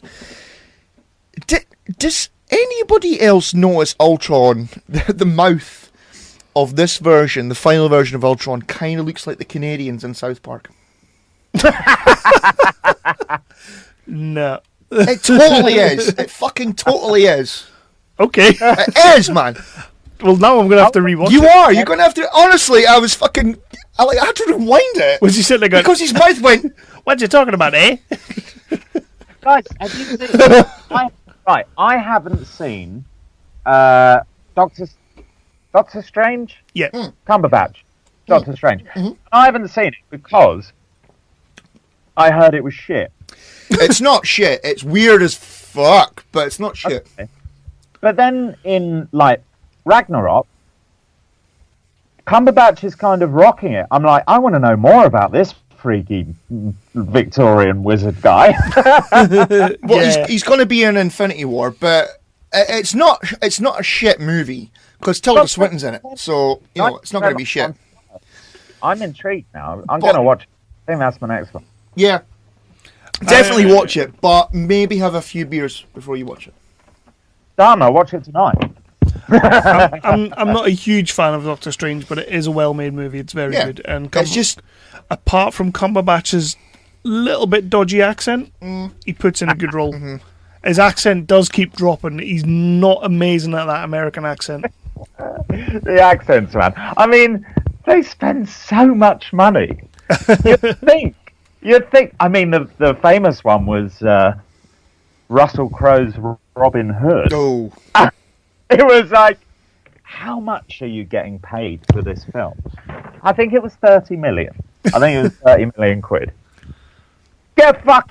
Just learn your fucking accents, man. Take your craft seriously. Sorry, this is Toby the serious actor coming out. It was like Irish. Well, it was Scottish, Australian. But he went from Mexican. bloody Maximus fucking Aurelius or whatever the hell he's called. He went from doing that to going, we're talking about the riddle. What the fuck are you doing? I know. Anyway, so on you go. What's him? No, I was just going to say, was it like Jonathan Ross who challenged him about it in an interview or something? I think it was. Oh, and he walked out. Flipped out. Yeah, he was like, no, mate, that was like a proper Nottingham borderland Yorkshire accent. And every person in England was like, nah. Right, so we get Scarlet Witch coming in now. There's a cool little banner line because she says, "I know you must be angry or something," because Scarlet Witch comes in with Cap, and so Banner says to Scarlet Witch, "I could choke the life out of you without ever changing a shade." Great line. It's a great line. Great line. Yeah. Yeah. So we've got Quicksilver removes the power things, and then we get Thor who comes back, and it's again a little badass moment from Thor where he he gets things lightning into it, which is cool. I've got a funny note about this one, which was, I guess you had to be there, but I was watching it in bed. Thor goes, "Wah! Thunder!" And my cat jumps up on the bed and looks at me. The funny thing is, my cat is called Thor. I'm like, perfect timing, Thor. It's straight up another Thor. Brilliant. That's pretty cool. Yeah, that's pretty cool. That's a cool name for a cat. It's technically my cousin. Let's not bore you with that. Just did. Right, okay, so then we get to see Vision for the first time. Yeah, what do we think of Vision? Well, I didn't hear what you said, sorry. Say again. We get to see Vision for the first time. Yeah. What do we think? Interesting. Like, now I like him because I've watched, like, Civil War and all that stuff, so I'm interested in him. But it's kind of like, this guy's kind of like, technically just better than all of them, apart from, of course, Scarlet Witch, who can do anything if the film requires it. Yeah. What do you think? I think he looks pretty badass. You've got a cool little moment where he's standing next to Thor. And cape. Thor's got the cape, so he goes, he like creates himself a cape. That's pretty cool. That's pretty cool. He's okay. He's maybe a little bit bland. I think it's kind of kinda Superman needs syndrome to be, where he sort of needs to be though for this movie. Yeah. He's only just been born yesterday, you know. I know, but Does it's kind he of remind anyone else of C-3PO? a little bit, yeah. I felt bad for the rest of the gang because they've, Stark's the exception. He's been born phenomenally wealthy into an arms company and has just gone like, what am I going to do with my life? Might build some superhero suits and go around having a laugh. The rest of them are like getting bullied as teenagers. They're like coming to terms with their powers. They're hiding from the law and all this shit, and then they're fighting up, and then they join this team, and they've got something to contribute, like, Bow Guy's got his bow or whatever, and then along comes this guy who's like, I am the perfect creation, I can do anything. Oh, right, shit, well, shit, I wish I was you. And in the next movie, I'm going to shack up with the other one who can do anything. Yeah, I mean, I'll probably go with Scarlet Witch myself. Maybe. I'm not a huge fan of Vision, to be honest. He just seems massively overpowered.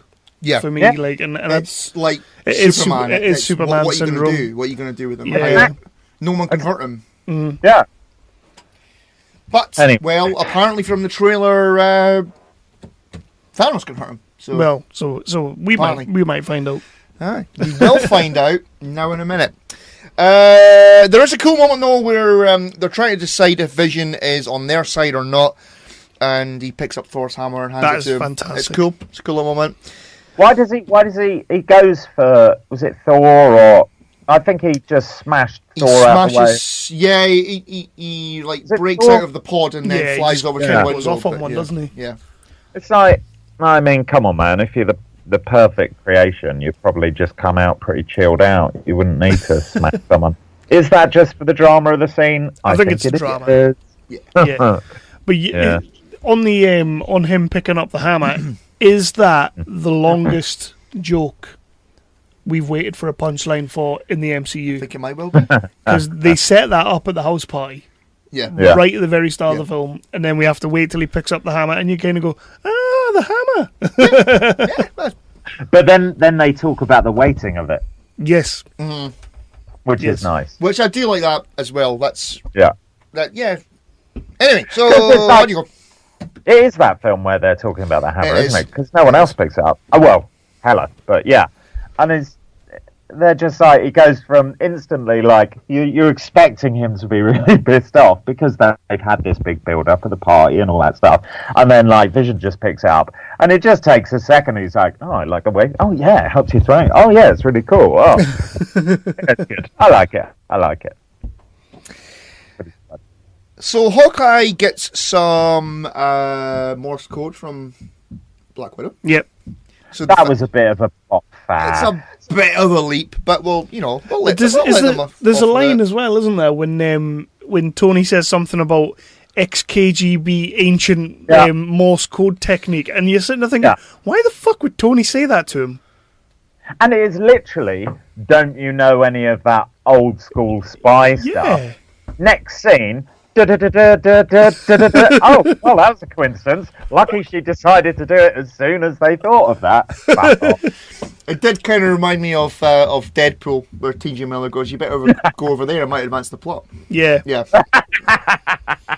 is pretty much that. Maybe I'll watch Deadpool again. So they're going off to battle. Ultron and Sokovia. So there's a little cheeky montage of them all gearing up for battle. There's a cool line here.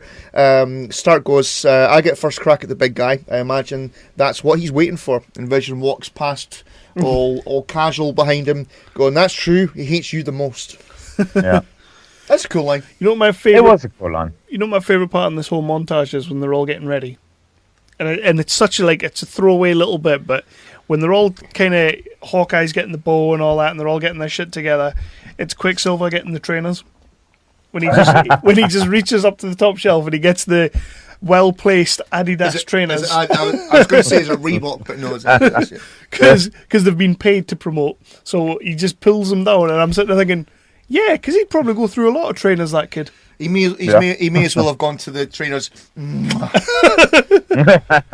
It's such a throwaway little bit in the montage, but I love it. I just love seeing him get the trainers. I mean, his whole thing, I was like, all the rest, like, Cap's got his shield made of vibrators, Stark's got his Iron Man suit, and then Quicksilver's, he puts on his, like, strap.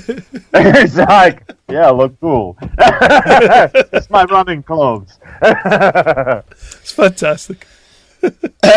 So, yeah, during that little montage, we also get some Cap narrating as they go into Sokovia, and they're evacuating, as Cap is also narrating, and it's a great little sequence. It's very Winter Soldier Cap doing his bit, get rallying the troops. Yeah, so I love that little bit.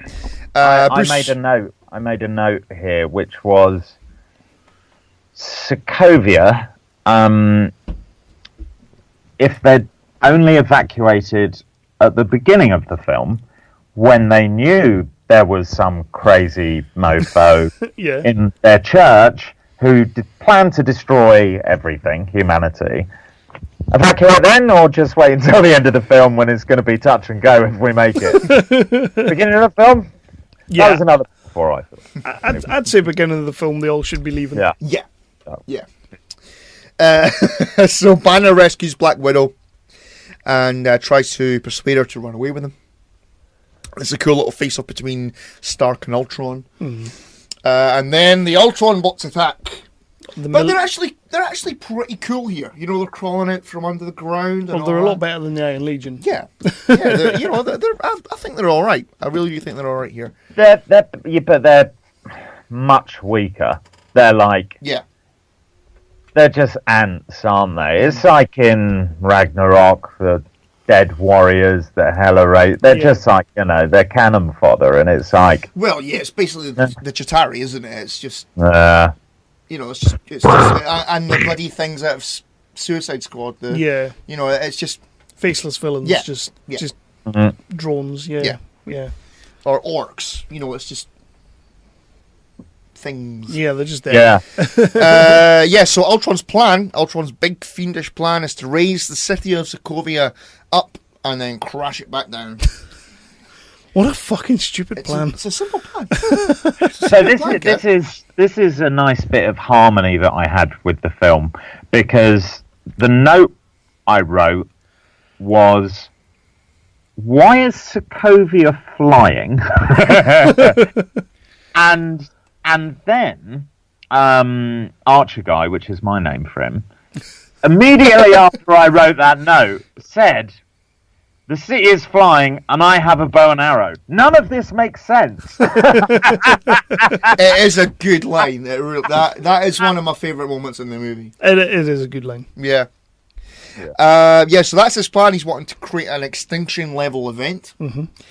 It's a simple plan because he thinks that he's got a line earlier on in the movie. It's, what is it? God, every now and then God drops a pebble into the pool or something like that. He mentioned God and I tuned out. So Vision, Tony Stark and Ultron are still having their little interaction. Vision comes in and he fights. He touches Ultron's head and he disconnects him from the internet. Yeah, because that's how that works. Yeah. That's how my internet works. Just reset your Wi-Fi, mate. Exactly. There's obviously a reset button on the back of Ultron. Would you get the internet in Sokovia? No. Certainly not at that point. It's fine. A dongle. If anything, it's a couple of 100 yards in the air. It's probably better Wi-Fi. Yep. Guys, can I say maybe he's got a vibranium dongle? Oh, God. Oh, he's been practicing that one as well. He definitely has. See, I don't think we've ever actually had a guest who practiced his jokes. Well, That's such a bad guy laugh. It really is. That's amazing. Oh Oh God. Okay. So yeah, we'll go to back to Black Widow and Banner, and Black Widow pushes Banner down a hole because she needs the big guy. Yeah. There's another line because earlier Scarlet Witch says, "I want the big one." Now Natasha says, "I adore you, but I need the other guy." The other guy.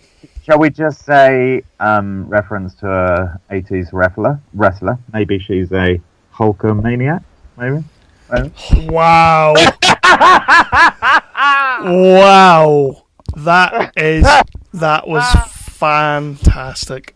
Basically, I've got it written down word for word how I'll deliver it. Do you actually have that written down? I've got Natasha. I adore you, but I need the other. Oh my God. I've also got, I hope it's not sexist to say, Natasha has the best fetish. She's a Hulkamaniac.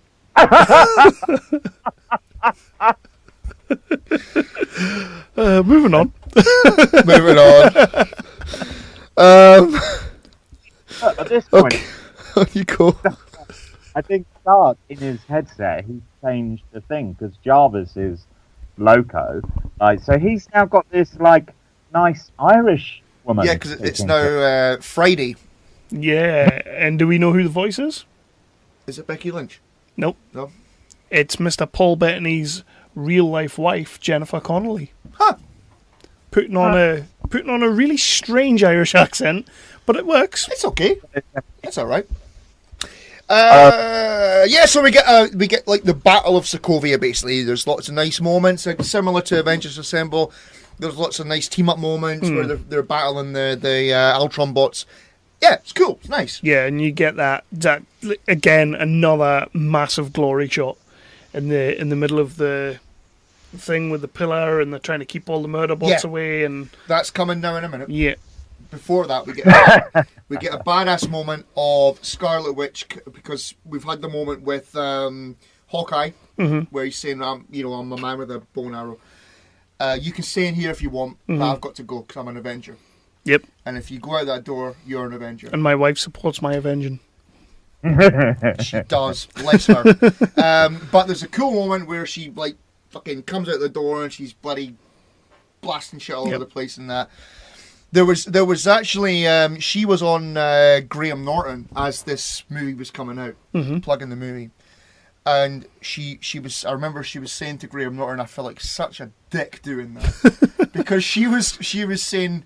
Like the Joss Whedon was going, "Oh, just go like that, just go like that. It'll look fine, I promise you, it'll look great." But at the end of the day, I'm just standing there going like that with my hands, which you would feel like a dick. Well, yeah, but she's an actress, so just go with it. So I had before I was an actor, I was working in the green sector. I had a proper job. And I started doing extras work because I was doing a lot of internships and volunteer work and stuff. So I wanted some money on the side. So I started doing extras work, which is one of the reasons why I'm an actor now, is because the industry became something I understood a bit more, and I saw these actors and I spoke to them. And something that really inspired me was Ray Fiennes. And the first extras job I ever did was Clash of the Titans, the first new... Oh, sweet, nice. Yeah, and the original Clash of the Titans, God, I mean, that was the film of my childhood. So it's when I saw the call sheet and it was Clash of the Titans, I was like, guys, Clash of the Titans, Clash of the Titans, are we doing a new Clash of the Titans? Oh my God! But anyway, seeing Ray, I thought the film was pretty shit, but seeing Ray Fiennes do his a monologue as Hades was fucking inspiring. Yeah. But when you said that about her doing this stuff, with her hands, one of the assistant directors came round to all the extras in this magnificent set. And it's right, Hades is going to appear, guys, and there's going to be spears flying everywhere. So maybe one or two of you just die, make it quite cool, physical. And I was like, okay, I've never been in this industry before, but I know exactly what's about to happen. And they're like, action. 9 out of 10 of the extras just go, ah! Like, cut! cut. That probably just cost 50 grand. Not many of you, right? I'm going to pick some of you to do it. It's hilarious. Ray Fiennes, great actor. Anyway. Because, of course, everybody wants to die on screen. Oh, yeah. Yeah. They love it. They love it. I was just standing around in this pile of bodies like... Oh, okay, this is 300 now. Anyway. Okay, so now, there's a moment here. There's a moment here that never really made a great deal of sense to me. Ultron flies in and picks up Thor. Yep. And he goes, Thor, you've been bothering me. Yep. And he goes off to kick Thor's ass. Mm-hmm. Now, the bit where he's kicking Thor's ass is pretty cool. Right. But I don't get why he picks him up in the first place. Because he's not really done anything in this scene, so... Thor, everybody kind of has to have little moments, and they all need a little bit of screen time, so... Yeah. I never got it. I just don't get that bit. Saying. Yeah. Yeah, so we get that bit with Thor. Then Nick Fury shows up with the helicarrier to evacuate the city. All good. We get the moment where this is what S.H.I.E.L.D's supposed to be. Yep. I can cope with that. Fucking hell. War Machine joins the fight as the Ultron bots attack the helicarrier. Cool. And then we get Kev. We get the bit where the Avengers are protecting the core, which is fucking phenomenal. Everything slows down. I saw that. I think I was in the cinema with you because I remember speaking about it with you afterwards. That bit in 3D. Yeah. We don't rave about 3D very much. No, we don't. But that bit in where they're protecting the core in that little room in 3D was amazing. It was. Yeah. And everyone's kind of getting torn apart and things are getting thrown all over and it's all in slow motion and it just looks awesome. Yeah. I like it when they go stylistic. Yeah. I do like it. Let me mention, I don't know if you've heard of this film, Ragnarok. What's that? Did you enjoy Ragnarok, Toby? Oh, mate, I would have. I might watch that again tonight. Yeah, man. What were you going to say there? No, about Ragnarok? Just because you want to mention Ragnarok. All right, okay. Fucking hell. There is a moment. Great. There is a moment there where there's a shot of Cap who flips around about fucking 6 times. Yeah. And then he does nothing. Yeah. So it's like, stop showboating, mate. Just kick their fucking asses. Yeah. So then now this bit annoys me as well. Okay. We've got Thor, Vision, and Iron Man who are all shooting their lasery things at Ultron, and they're winning. And stop. Yep. That's annoying.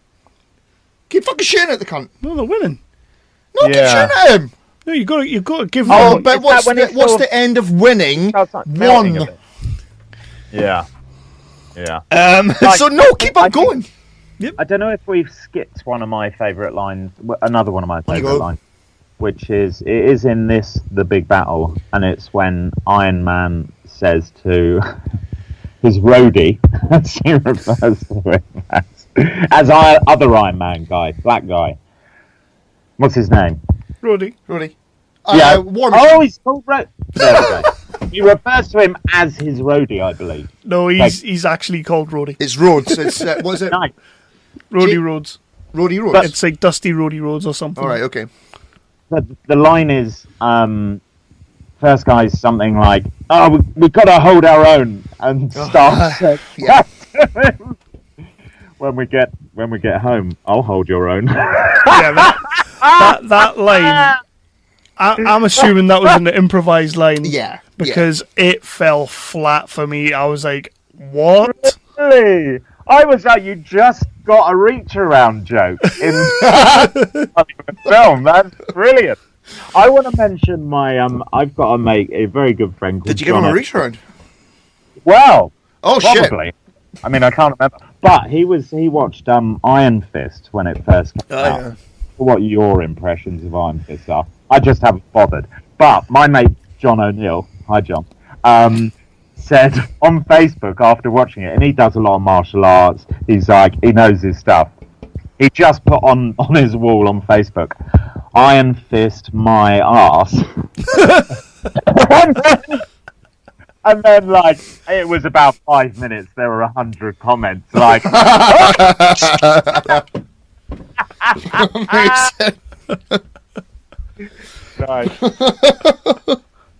It's like, I didn't realise.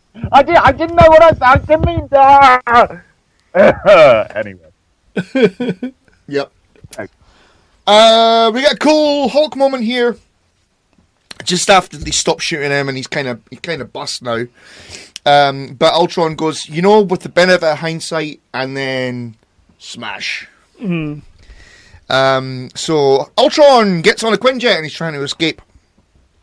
And the Avengers trying to get the last people onto the boats or flyy things. Flyy boats. Yeah. Yep. And of course, it's a movie, so there's got to be a stupid fucking kid who's like there where he's not supposed to be, and the stupid fucking parent who doesn't know where the fucking kid is, and going, "Oh, Jimmy or Bobby."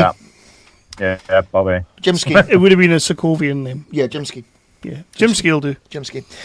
But for fuck's sake. I know. Same with Titanic. Fucking leave the kid where he is. It's movies. Yeah. So Black Widow then is trying to talk Hulk down, but Ultron starts shooting at them. Quicksilver saves Hawkeye, who's got the kid, and Quicksilver is killed. Oh. We were supposed to be bothered there, I feel. Yeah. I was not. I think the thing with that is Whedon kind of double bluffed us on that, because the way this movie's been going, you kind of expect that is going to be Hawkeye. Yes, like you've met because his family, all of we've met his family, you've met his kids, his wife's pregnant, and they were laying it on like a fucking thick layer of cement. Like, when you get home, and and you kept thinking you ain't getting home, and then Quicksilver takes the bullets. He does do the line. Hawk does the line of like, "Oh, none of you guys would even notice if I got killed." Yeah, exactly. Something like that. So I think that's the sort of the double bluff. Like, because he said that, he can't die now because we're expecting it. And Quicksilver's going to die, man, because, I mean, they need Scarlet Witch to solve all the rest of the plot in the films. Quicksilver doesn't do very much, to be fair. But he just runs. He called Quicksilver in this? Because Quicksilver's in X-Men, whatever. I don't think they actually refer to him as Quicksilver. They just call him like the Maximoff twins. The same way, I don't think they actually call her Scarlet Witch in this movie. Flash Chrome or something. They're just like the twins. Speedy Chrome. Yeah, that'll do. We'll go with that. Yeah. The cool Hulk moment for me at this bit. Ultron's escaping. Hulk jumps into the Quinjet, and all you hear is Ultron going, "For God's sake!" and then Ultron gets thrown out of the Quinjet back to the ground. I love that. I fucking love a great that. Scene. Yeah. Ultron lands in the train from earlier on. Yeah. And then we see Scarlet Witch, who goes in, and this is a fucking cool moment. Scarlet Witch tears Ultron's heart out, which is fucking awesome. It is a little bit like Buffy Season 4. Okay. But there you go.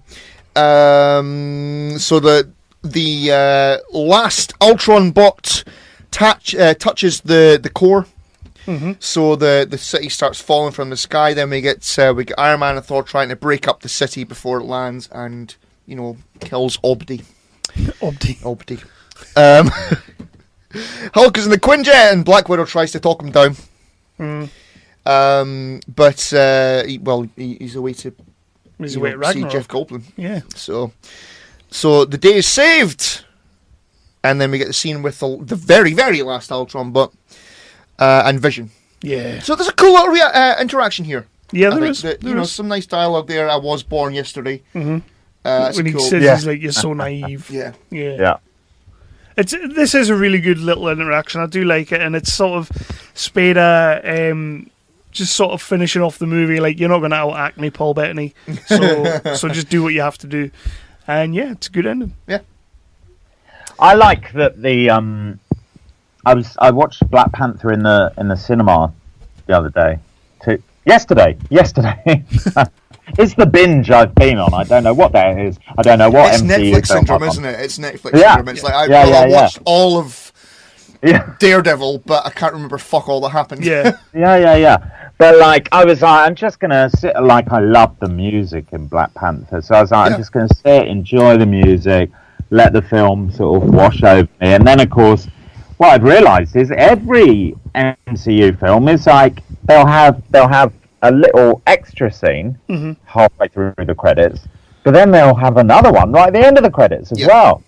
I love it. I love that shit, man. And it's always about... Not in this one, though.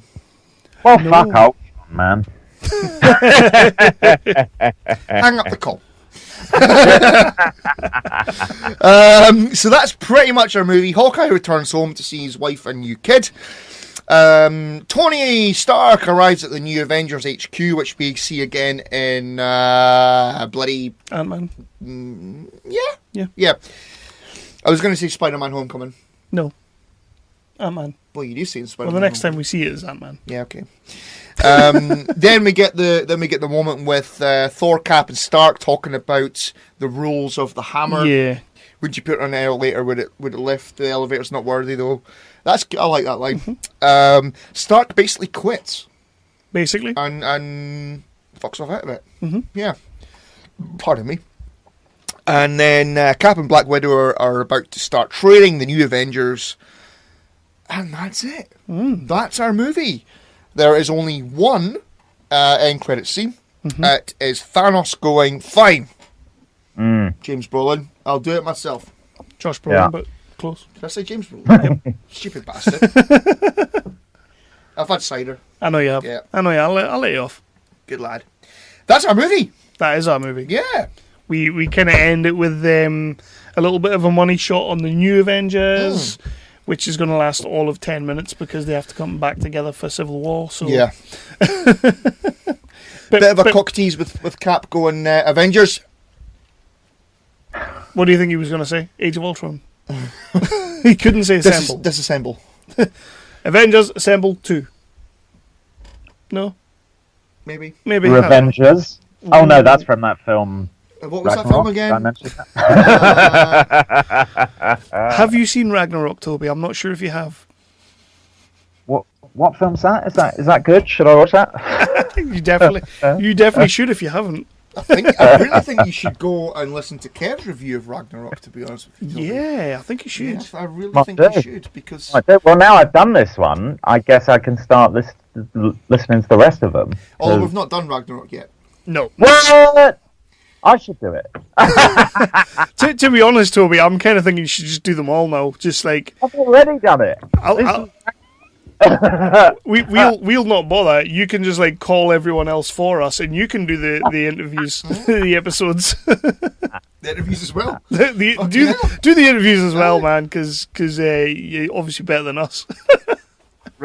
Hey guys, please. That might be true, but you know MCU better than me. that might be true, he says. Oh, and you know what, Toby? You're modest to boot. Oh, man. Hey there, kids. Do you want to hear a show where a bunch of guys sit around in a comic book store and talk about comics and lifestyle choices, other goofy things and shenanigans they get up to? Then when have we ever talked about comics? Usually it's people sitting on my lap and riding the struggle bus. That's true. It's mostly shenanigans. But occasionally we talk about comics. And if you like any of those things, comics, shenanigans, Devin's lap, then you need to check out Snake Oil Comics with me, Travis, and my beautiful co-host, Big Dev. Find us on iTunes, Stitcher, and snakeoilcomics.com. So that's the movie. We like to throw out a little bit of trivia before we wrap up the show. Oh, we need Toby's top 5 as well. We need Toby's top 5 as well, but we'll get to that in a second. So Scarlett Johansson was reportedly pregnant during filming. So many of her scenes were scheduled early in the filming before she began to show. To help hide her pregnancy later in filming, 3 stunt doubles were hired. Interesting. Maybe that's why she didn't do as much as what she did in the Assemble. Makes sense. James Spader was Joss Whedon's first and only choice for the role of Ultron, for his hypnotic voice that can be eerily calm and compelling while also being very human and humorous. Whilst being disconnected from the internet. Yeah. How does he go into the last Ultron bot? Because he's still connected to the Ultron bots. He's not connected to the internet. But do you not need the internet to connect to the? No. That's Wi-Fi. That's a secure network. Is that a secure network? Yep. Is that the intranet? It's the intranet. Yeah, fuck the intranet. Joss Whedon has said that he wanted both Spider-Man and Captain Marvel to appear in the final sequence, but they were unable to due to timing issues and rights. It's got to be rights as well. Well, the Spider-Man thing was very last minute for Civil War, wasn't it? So, Exactly. Which is what, 'cause 2 years away from this? They kind of screwed over Black Panther for that, didn't they? On James Spader's first day on set, the cast was so impressed by his performance that they applauded and cheered for him after his first take. Okay. All right. I'd do that for James Spader after every take, to be honest. Yeah. Most of the movies I watch with him in, I just sit there and just cheer for him. What movies are those? He doesn't really do movies anymore, does he? The trailer for this movie was that evil laugh again? The trailer for this movie was viewed 34 million times. It was a cool on trailer. YouTube. It was a damn cool trailer. In the first 24 hours after it was released. This broke the record that was previously held by Iron Man 3. That's mental. 34 million views. Not too shabby. We only get that when Toby's on. Huh? James Spader uses his natural speaking voice for Ultron with no accent or alteration of his voice. Really? Can't do accents. Can't do accents. And embrace it. Yeah. Joss Whedon cast Quicksilver and Scarlet Witch because he thought their powers would be cool to use in the film. Their powers are visually interesting. One of the problems I had on the first one was everybody basically had punchy powers. Quicksilver's got super speed, Scarlet Witch can weave spells and a little telekinesis, get inside your head, and pretty much everything else you need to make a movie. So yeah. You added that bit though. I did, I added that bit at the end. So there's not much else. I mean, there's loads, but not much that I'm bothered about. So we will move on to Toby's top 5 of the MCU. I think I know what number 1's going to be. You know, it's funny because up until yesterday, it was not Ragnarok. Okay. Because I only watched Ragnarok last night. Do you want number 1 first, or do you want number 5 first? Number 5 first. Oh, 5-1, man. Come on. So I've got to kind of rearrange this. I mean, I've got like... Originally I had Iron Man and Thor both in the top 5. But they were just because of single scenes. Like Iron Man, the I am Iron Man line at the end. Yeah. That made me like go, oh, these films could be cool. And then you two honeys made them cool. So, never been called a honey. I have been called a honey. You have been called a honey by Toby. But with a Z on the end, honeys. But, so, okay, I tell you what, let's go Thor and Iron Man, number 5. Yep. That's cheating. It is cheating, but it will allow it. Avengers. Yep. For the puny god line. Mm-hmm. Number 4. Now, originally I had Guardians of the Galaxy 1 and 2 at number 2. Because I was like, well, they can both be in one slot. But they're so funny. They're so I love them so much. Mm-hmm. Drax, man. Drax is awesome. They're so good. They're so like that. The one when Drax is speaking to the moth creature or whatever it in number 2. Oh yeah, I got the quote written down. It's beautiful, and so are you on the inside. He's awesome. So many good lines. Shit. So let's go Guardians of the Galaxy 1 and 2 in 2 separate slots. Oh, right, okay, so you're having Guardians 2 and 2. Hang on. Oh, wait. I think that still makes 6. Okay, right. Thor and Iron Man are off. They're off. Oh my Christ! This is a piping hot mess now. Right, so your number 5 is Avengers Assemble. Yes. Right. Number 4, Guardians 1. Okay. So number 3, Guardians 2. Number 2. Okay. Yep. Number 2, I'm gonna go Ragnarok. Listen, I fucking love that film in a serious way. I honestly had no idea. I love it. You hadn't mentioned it. I do. I love it. Ragnarok, everyone. Number 1, Black Panther. I saw Black Panther in the cinema yesterday, and I tell you what, as a Ragnarok, I love so much because it was hilarious. Like the crazy stylistic scenes, the fucking cheesy power metal going when Thor's just like. I'm like, as a spectacle, is beautiful. Like, it's fantastic. But as a piece of cinema and art and driving things forward, I think an MCU film which has more than 2 black guys in and more than 2 women in, and as a piece of storytelling, is like, it's so fucking interesting. Mm-hmm. It's so cool. I love Black Panther. Yeah. One of my favourite moments in Black Panther is the first like test. You know, where he he becomes king. Yeah. And the camera pans up, and you see all of them stood on the cliffs and that. Mm-hmm. Yeah. That's so fucking. That shot is gorgeous. Yeah. And it's like bringing these a non-Western European centric view of the world and culture to fucking Hollywood blockbusters. And what did it's broken some record? Wasn't it like something like the 2nd or 3rd biggest grossing opening weekend of all time, or something outrageous? It's close to that. Yeah. I think it's hitting there.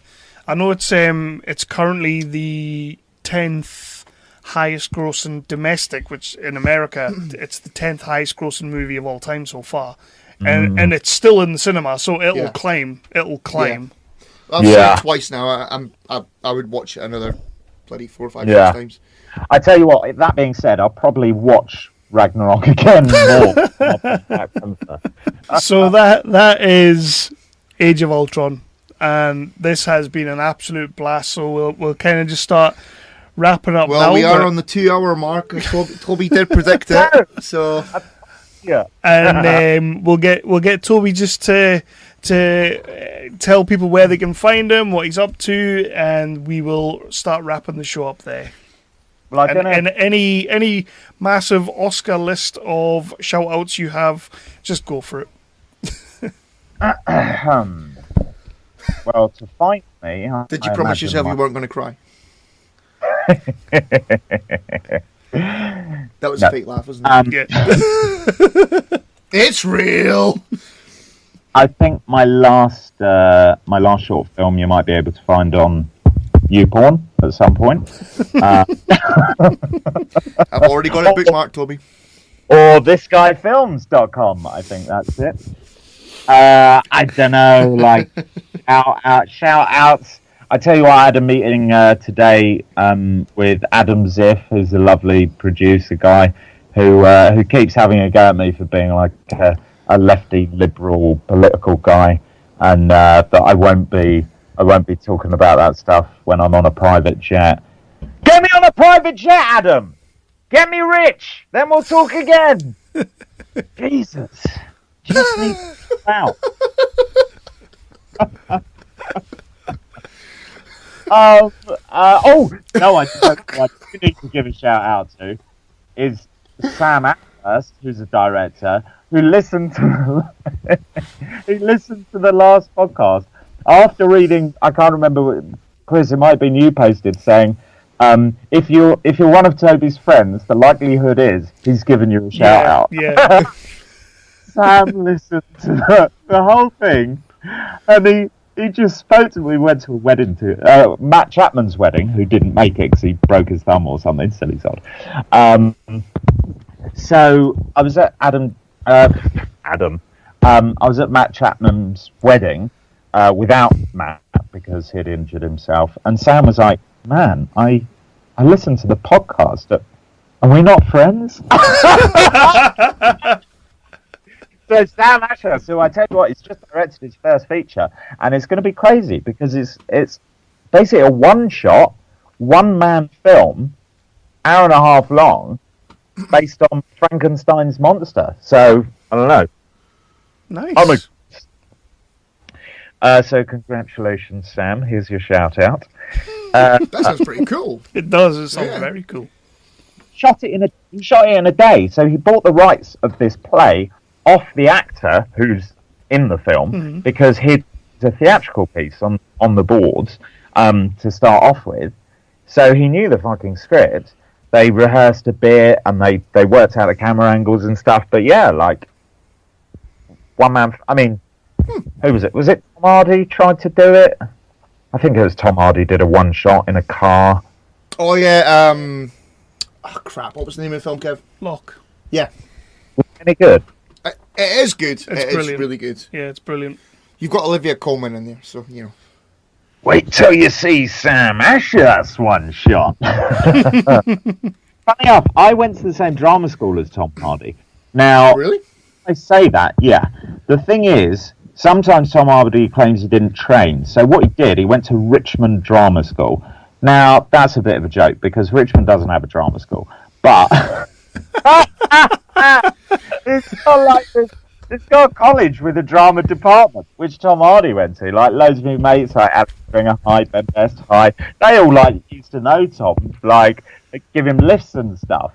But yeah, so I went to the same drama. I did an introduction to acting course fucking years ago at the same drama school as Tom Hardy. So there we go, Hollywood. Cast me in the next MCU film. Thank you very much. Yeah, where's your part in Peaky Blinders? Peaky Blinders. Oh, hello. I could be in Peaky Blinders. There you with go. an accent. Fucking couldn't. There's loads of accents in that. Anyway.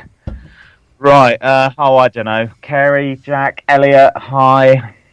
Oh, that's probably it, isn't it? I'll tell you what I do want to quickly mention is Dark Beacon has its premiere in the cinema. Yes. Yeah. Like in a week and a half. Look, there's no point me saying exactly how long it will be because this will be released in a couple of days. So exactly. Right.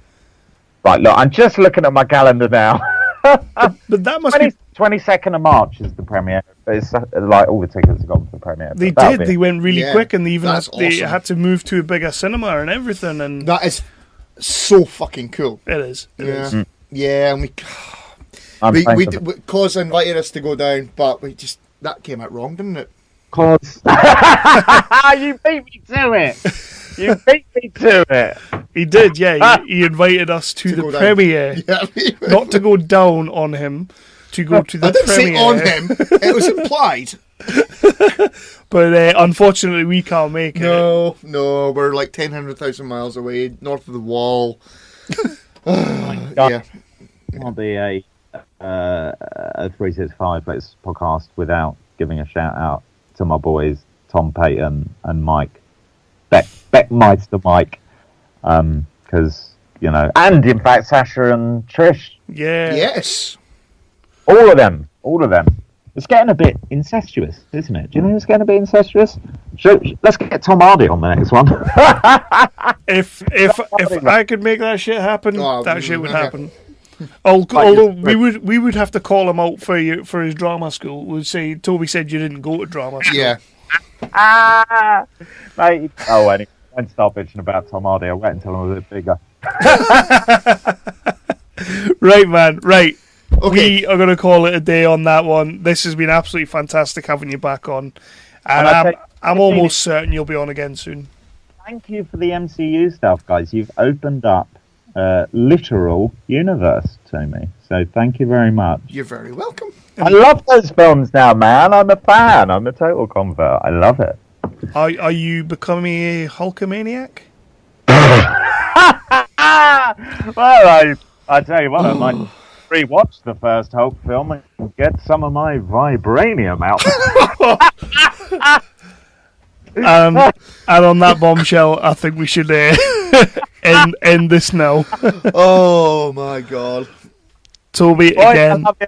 Hey, come to Cannes. Look, I can't keep telling you. Come to Cannes. We'll get smashed. I don't know if I could handle that. Hey, guys, I'll see you at Comic-Con. Yes, we're coming down in May. Yes, down in London. Yeah. Yes. We go. We got our press passes through yesterday, was it? Yep, everything's So, sorted. we just need our hotels booked and our trains booked and things. And we'll be there. Yeah, bloody right we will. You know, when I went on the panel with Tom Payton, he literally, I think he rang me up in the morning and said, you up doing the panel at Comic-Con? I'm like, when is it? He's like, this afternoon. I'm like, right. I made it. Anyway. Right, I love you, boys. Yeah, man. Awesome, man.